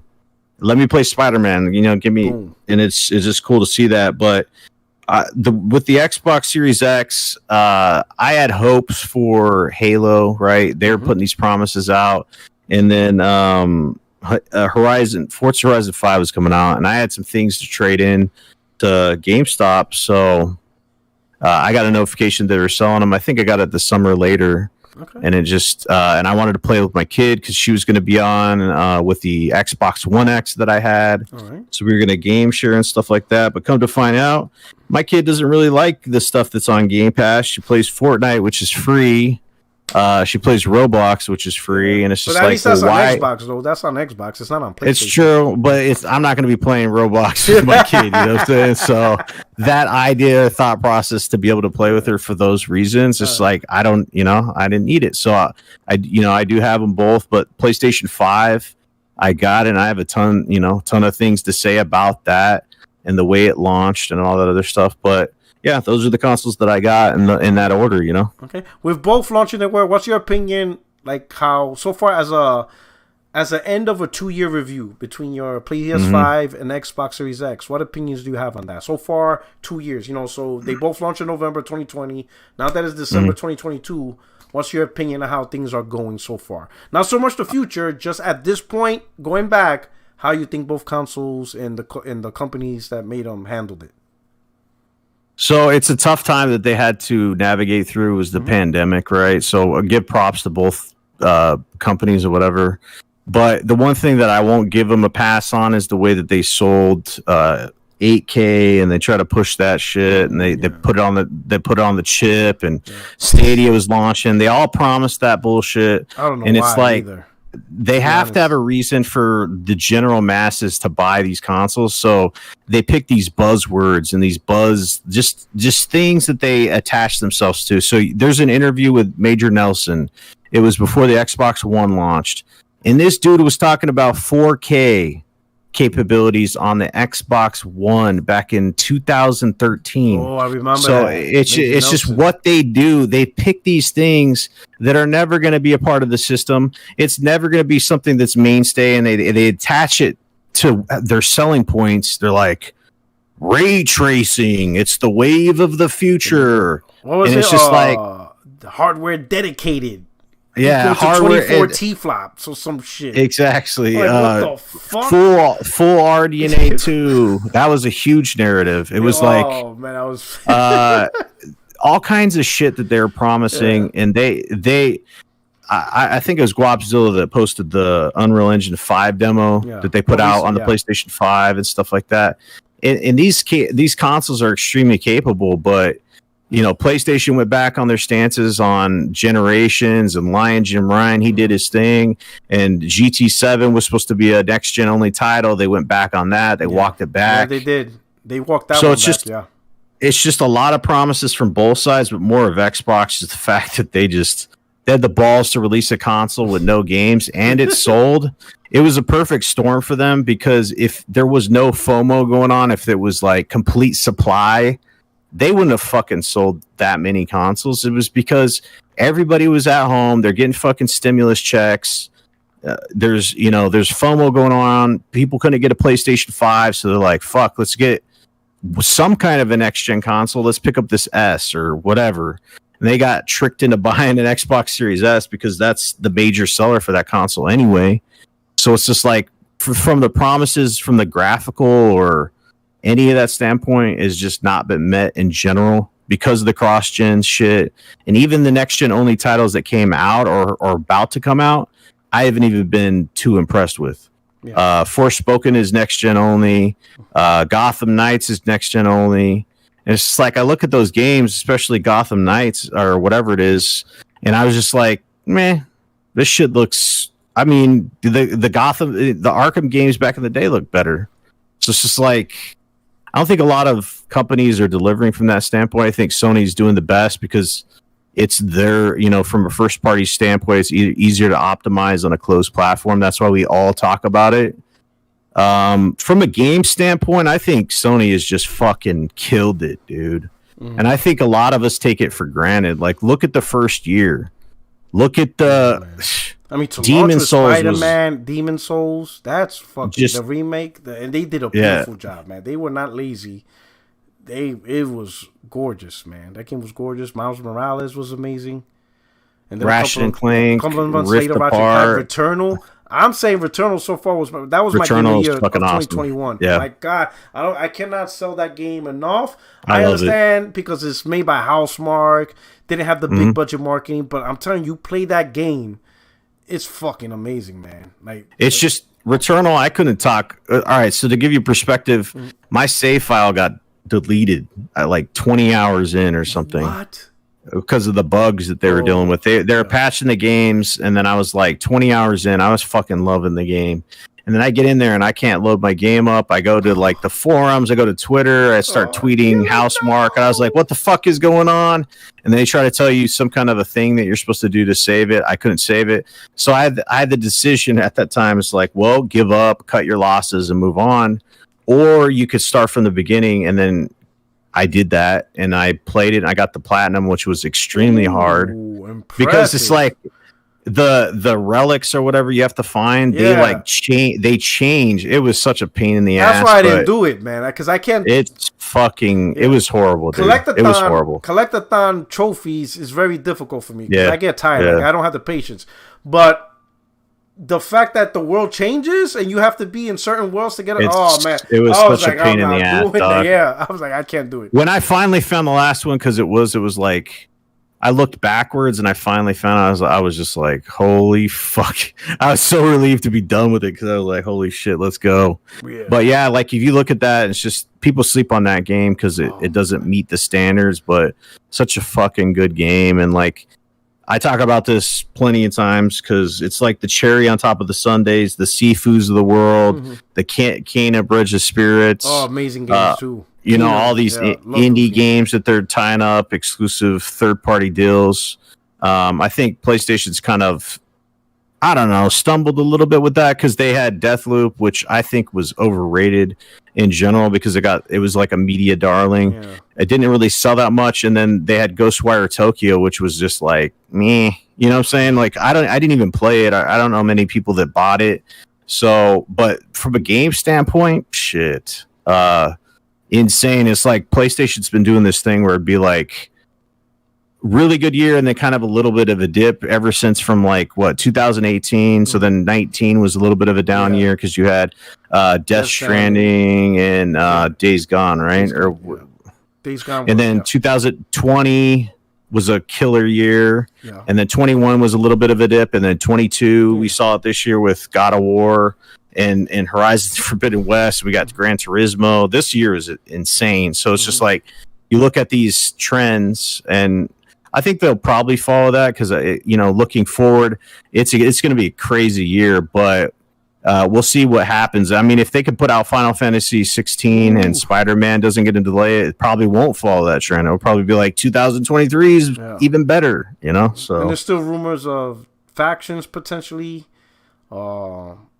Factions, crazy. And then with Blue Point doing that little teaser Christmas card of that box, who knows? They might show what they got working on in 2023. So, and then they have like the FOMO thing that I was talking about with Xbox that helped them. Yeah. PlayStation's had extreme, shortages, and then they've still, what was it, like 28 million, the last figure that we heard, like, and then they're trying to get out a ridiculous amount of numbers this year. Just the supply is actually going to be on the shelves. Yeah. So these MPDs are just going to be insanely, it's going to be like a chasm between these two consoles. And I talked about this before because the generation will extend out. Those 2 years that were kind of the pandemic, I think it will be added on, they're gonna the make back it up. end. They're going to make it up on the back end, yeah. I said that the first 2 years, if there's any chance for Microsoft to really be competitive in the sense of console sales, it's now. Mm-hmm. Whatever they got to do now, they got to do it now.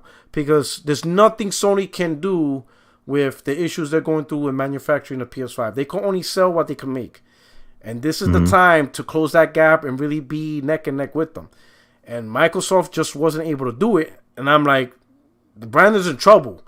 Because if Sony finally figures out their production and they just start pushing out them 25 plus million consoles a year, maybe even bump it up to 30 if they feel ballsy, it's a wrap. Then that's it. It's just, they're just going to run away with it, man. And as you can see now, even with the supply chain issues, it's just like, and it's true because I've seen the Xboxes, and I don't know if it's because they're not making enough Series X, but I see a lot of Series S consoles everywhere. Like, it's not a hard find. They just really, and I don't know, like the Series X is still pretty difficult to find, right? So I don't know if Microsoft's prioritizing like a 70-30 production value with 70% of consoles is that Series S and 30%. I think they are. Like they're not pushing enough Series X and they're pushing a shit ton of Series S out there. I don't know the type of balance they have between the two platforms. And they're cutting the price on those things, man. It's like a fire sale. Yeah, so 250, 200, and then you still get outsold in November? Like, Sony did no deal. Like, none. There was, like, nothing out here, like, say, in California. Like, no type of PS5 deal of any type. Like, nothing. Like, it was just... You wouldn't even think it was Black Friday, to be honest. They're just hoping to get the casual market that's like, hey, I can get Game Pass for $1. I can get this quote-unquote next-gen system for $200. Shit, let's do it. And it's just like, especially when you don't have games to sell. Yeah. They're like, if the decisions between whatever the Xbox Series X cost and some $200 Series S, they'll probably catch a lot of consumers on that lower price, So, but eventually that's going to wear thin for consumers, They actually have to have games. There you go, because like Game Pass came out in 2017, right? And when it came out in 2017, Microsoft was pitching pretty much, hey, you get to play a whole bunch of games, a library of games for a low monthly subscription. And now here we are over 5 years later. We're about to hit 2023, and it's the same pitch line. Like, at a certain point, that can't be a pitch anymore. Because that's what you do in the beginning. It's kind of like, I'll use another example. I'll use the Switch, right? Switch also came out in 2017. And the big pitch was you could play games at home, or you pull it out of the dock and you're on the go, or you're on the go, come back home, put it on your dock. I remember Nintendo having all those commercials, people in a party, and then they go home, slap it in, or a guy, he grabs a Switch out of his dock, and then he's in the park. That was like the so what. But that information only lasted a year. After that, Nintendo only advertised the games. Like, you don't see a commercial now talking about what the Switch is. Like, that phase moved on. People get it, yes. Switch is home or on the way. Nintendo doesn't focus that. But here we are with Game Pass. Microsoft still, 5 years later, have to advertise what you can do on Game Pass. It's like, bro, we get it. You subscribe, get a whole bunch of games. We moved on from that. Where are the games? Where are the content? Remember Disney Plus came out 2019, and the whole pitch was the entire Disney catalog, whatever, for a low price. Disney doesn't advertise that no more, right? Or it's not as much. Now it's all about, hey, we're getting new content from Marvel Phase 5, new content from Star Wars. We're bringing back Daredevil. It's about the content. If you still have to advertise what something is 5 years later, something is wrong. Because nobody should be really talking about 5 years later about, oh man, Game Pass has all these games for a low subscription. We heard that 5 years ago. Like, why are we still bringing that up? Like, what about the content now? That's what people are interested in. What games am I going to play if I do subscribe to this? It's no longer like, oh, it's the best value. Yeah, I heard that 5 years ago. Where's the so what behind it? And I think something's wrong if 5 years later you still have to talk about an advertisement you originally did 5 years ago. Because Disney Plus is not doing that. Nintendo's not doing that. Like, everybody moved on from the original advertisement. Now it's about the content and the new stuff. And that's just crazy how Xbox is still stuck on this advertising campaign from 2017.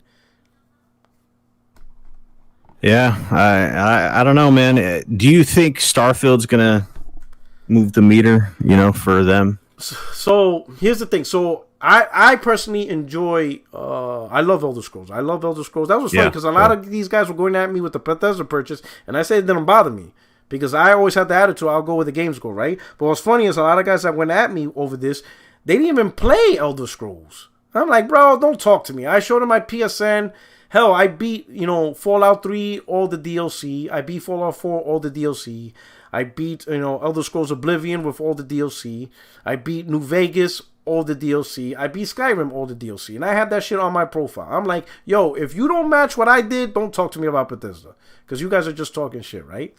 Now, with Starfield, right, with the developers, whatever, everybody's trying to explain it as Fallout in space. And I get it. I understand what they're talking about because when you play Fallout and Elder Scrolls, it's literally the same game except two different worlds. You got the futuristic, post-nuclear world, so it's guns, whatever. And Elder Scrolls is more fantasy, elf, But when you actually play the two games, they're very similar in, style, gameplay. They're very similar. So I understand when people are trying to explain to me it's Fallout or Elder Scrolls in space. I get it, right?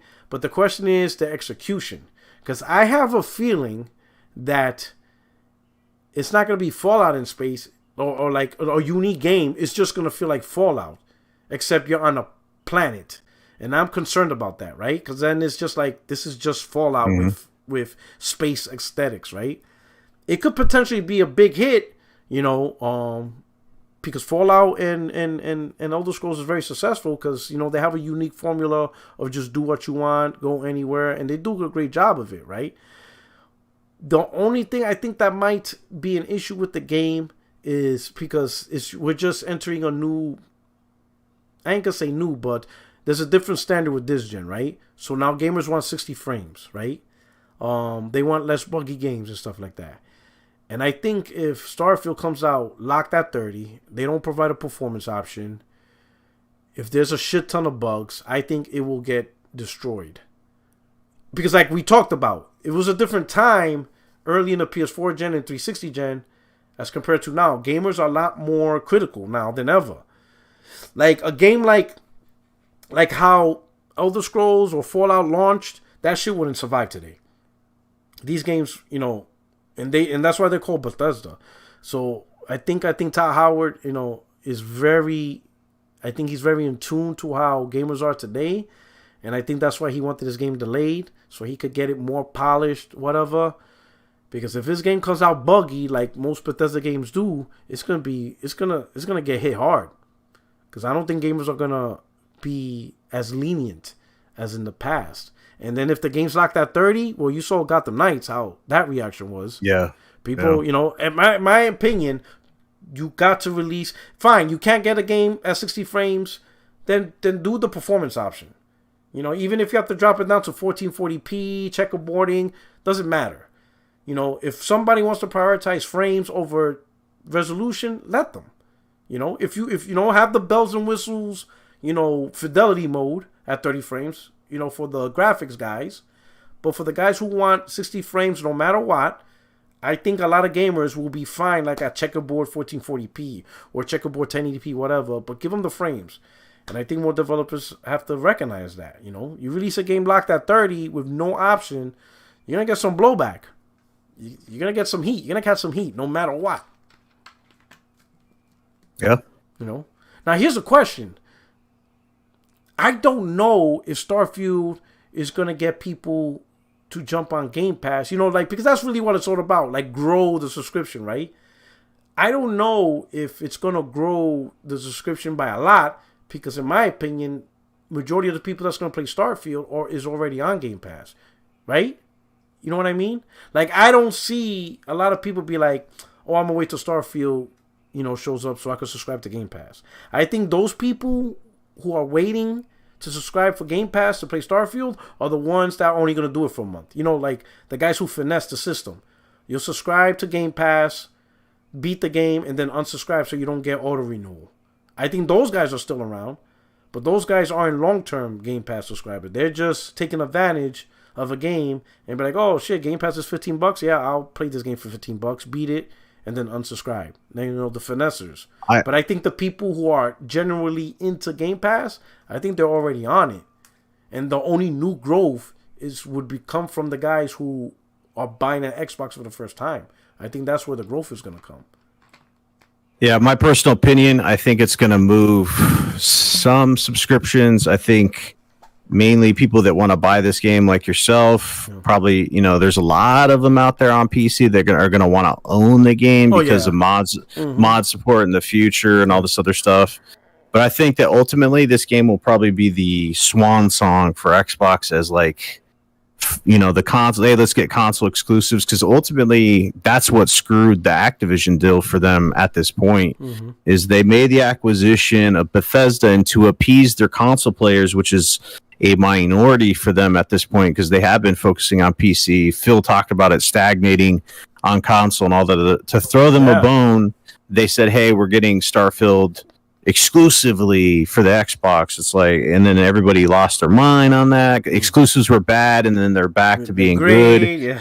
Yeah. So I think this will probably be it. I think for as far as console goes, for console exclusives and stuff like that, and I think that Microsoft is just going to start pivoting towards that third party flavor for them, and I don't think they're going to be doing anything more, because it's just like, how many concessions are they going to have to do if they make the Activision deal go through, and how does that affect future properties from Bethesda? If it doesn't go through, it's even worse for them, because they have to pay like $3 billion, I think, if it doesn't go through, to Activision for like wasting their time, right? So imagine going through this whole process and not getting them. It's like, well, where does Microsoft pivot from there? It's like, well, the obvious way to do that is to restructure your subscription service and not put shit in there day one, or have multiple tiers like PlayStation, or do the third party approach, or whatever you have to do. Or it's just like, it's not going to work. It's already stagnated on console. They've talked about it. Yeah, they did. And it's just like, if a game like Starfield can't, bump you up, which it won't, it's just like they're going to have to pivot. They have to, because it's not generating the money. And Satya's not going to just sit there with his bald head and just let this go down. Yeah. Microsoft makes money, and businesses like this make this money because they cut off products, or quick. That's their strength. This fast. They don't linger too long. Yeah, we're not going to lose more money. Let's cut this off early and cut our losses and move on. And how many years has Game Pass been around? 5, 6. And they were short on the metric. They did say they were expecting by the end of 2022 to be at 35 million. They're at 25. I mean, at 35 million, but they're at 20. So they're 10 million short of their goal. So technically, that's the first legit metric we heard coming from Microsoft, that they had a metric, that they had a goal, but they didn't achieve it. Just look at if you did a chart of the growth of Disney Plus, it's like a sharp slope or whatever. Yeah. It's just rising. Oh yeah. And then you look at Game Pass, it's just like this flat line, So yeah, I know what you mean. I don't know, man.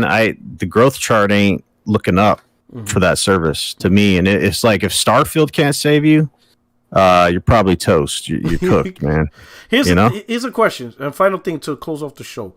So they announced the $70. Do you think Now that Microsoft, if there's no delays, they're finally gonna release Forza Motorsport. They're gonna release Redfall, Bethesda, and who knows what other big game. Maybe there's like another big first party game, whether it's Hellblade. Maybe let's say there's a nice surprise.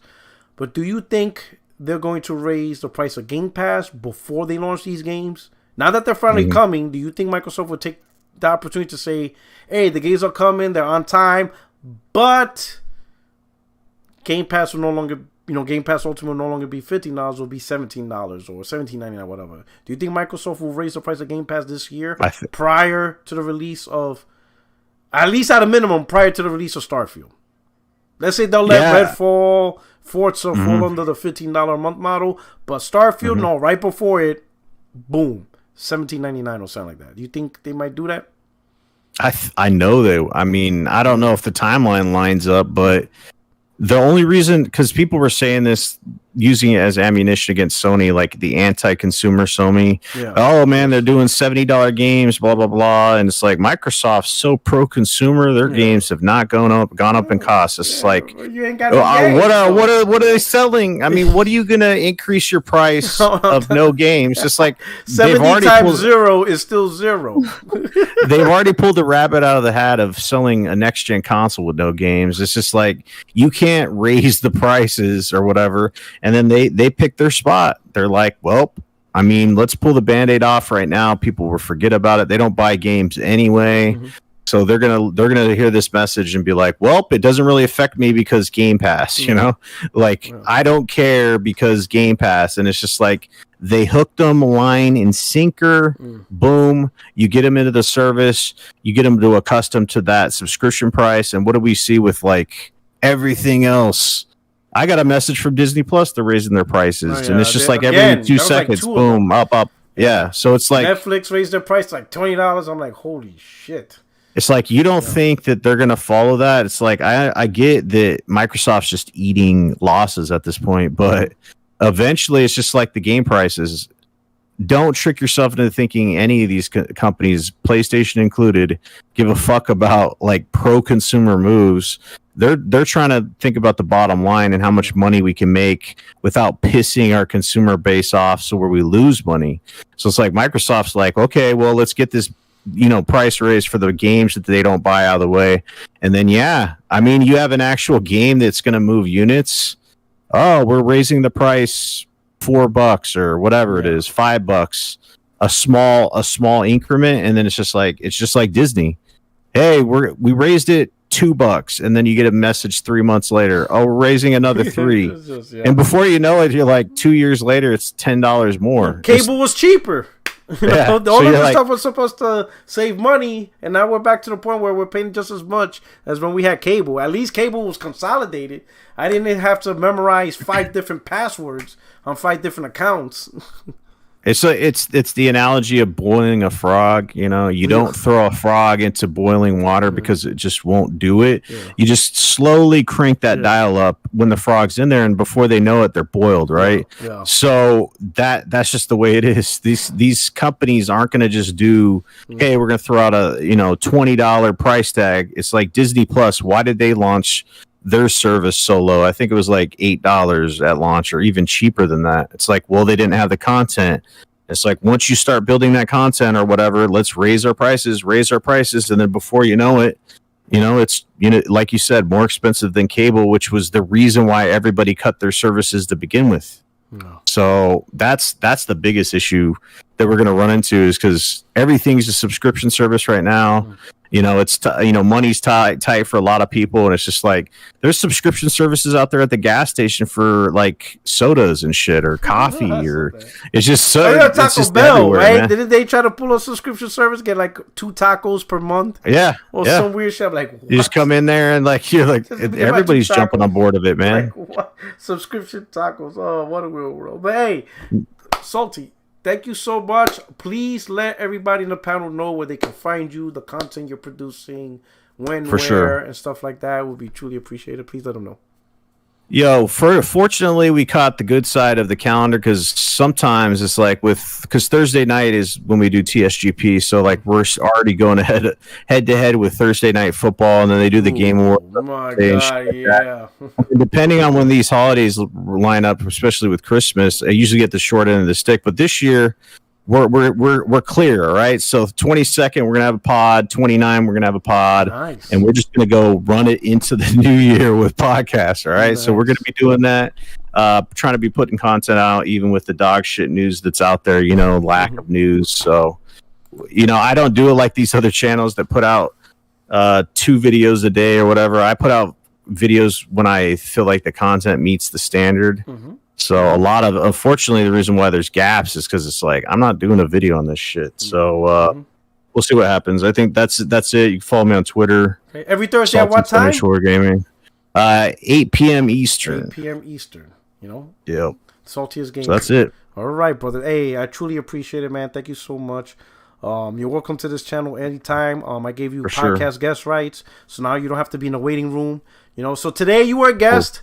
But starting tomorrow, your family. So let's go. You pull up your own drink, grab a beer in the fridge, pull up the couch, enjoy the show and stuff like that. But I truly appreciate it. Thank you so much for your insight and your information. Chat, I hope you enjoyed our guest. It was awesome. It was great talking to him. He brought out a lot of great stuff. You gave a little peek into his view in gaming, especially going from Xbox One as a gamer to PlayStation 4 and stuff like that. I think a lot of gamers have that change of life when they actually play the games and you see the quality, and your own fanboy and stuff like that. Hey, again, truly appreciate it. Thank you so much. To the chat, my friends, my family, my fellow gamers, sorry for being tardy, but I'm glad you were able to stick around. This is the last show of the year. I will catch you guys in January to kick off 2023. Until then, I hope you enjoyed the show. Thank you so much. Hey, don't forget, I'm your only friend, these YouTube streets, Porter77. And pay attention to my Twitter. Everybody's, pushing out the Game Awards vote that King Thrash is setting up. Click the link. Vote on the games, vote on the categories. It is 100% player's choice, every category. So whoever wins is based on your vote. Nobody behind the scenes has any power or say on what's going on. None of the presenters, none of us. We're just organizing everything with as much as we can. And you'd be surprised on who in the community is actually got involved across all platforms, because we figure, what? Let's do something for us within the community. But it's 100% based on your participation. So when you see those links, click on it, vote, get your voices out there, and then hopefully in January we'll have that live show and the results. And it's 100% transparent and stuff like that, all right? But anyway, you guys take care. Thank you so much. You guys have a great night.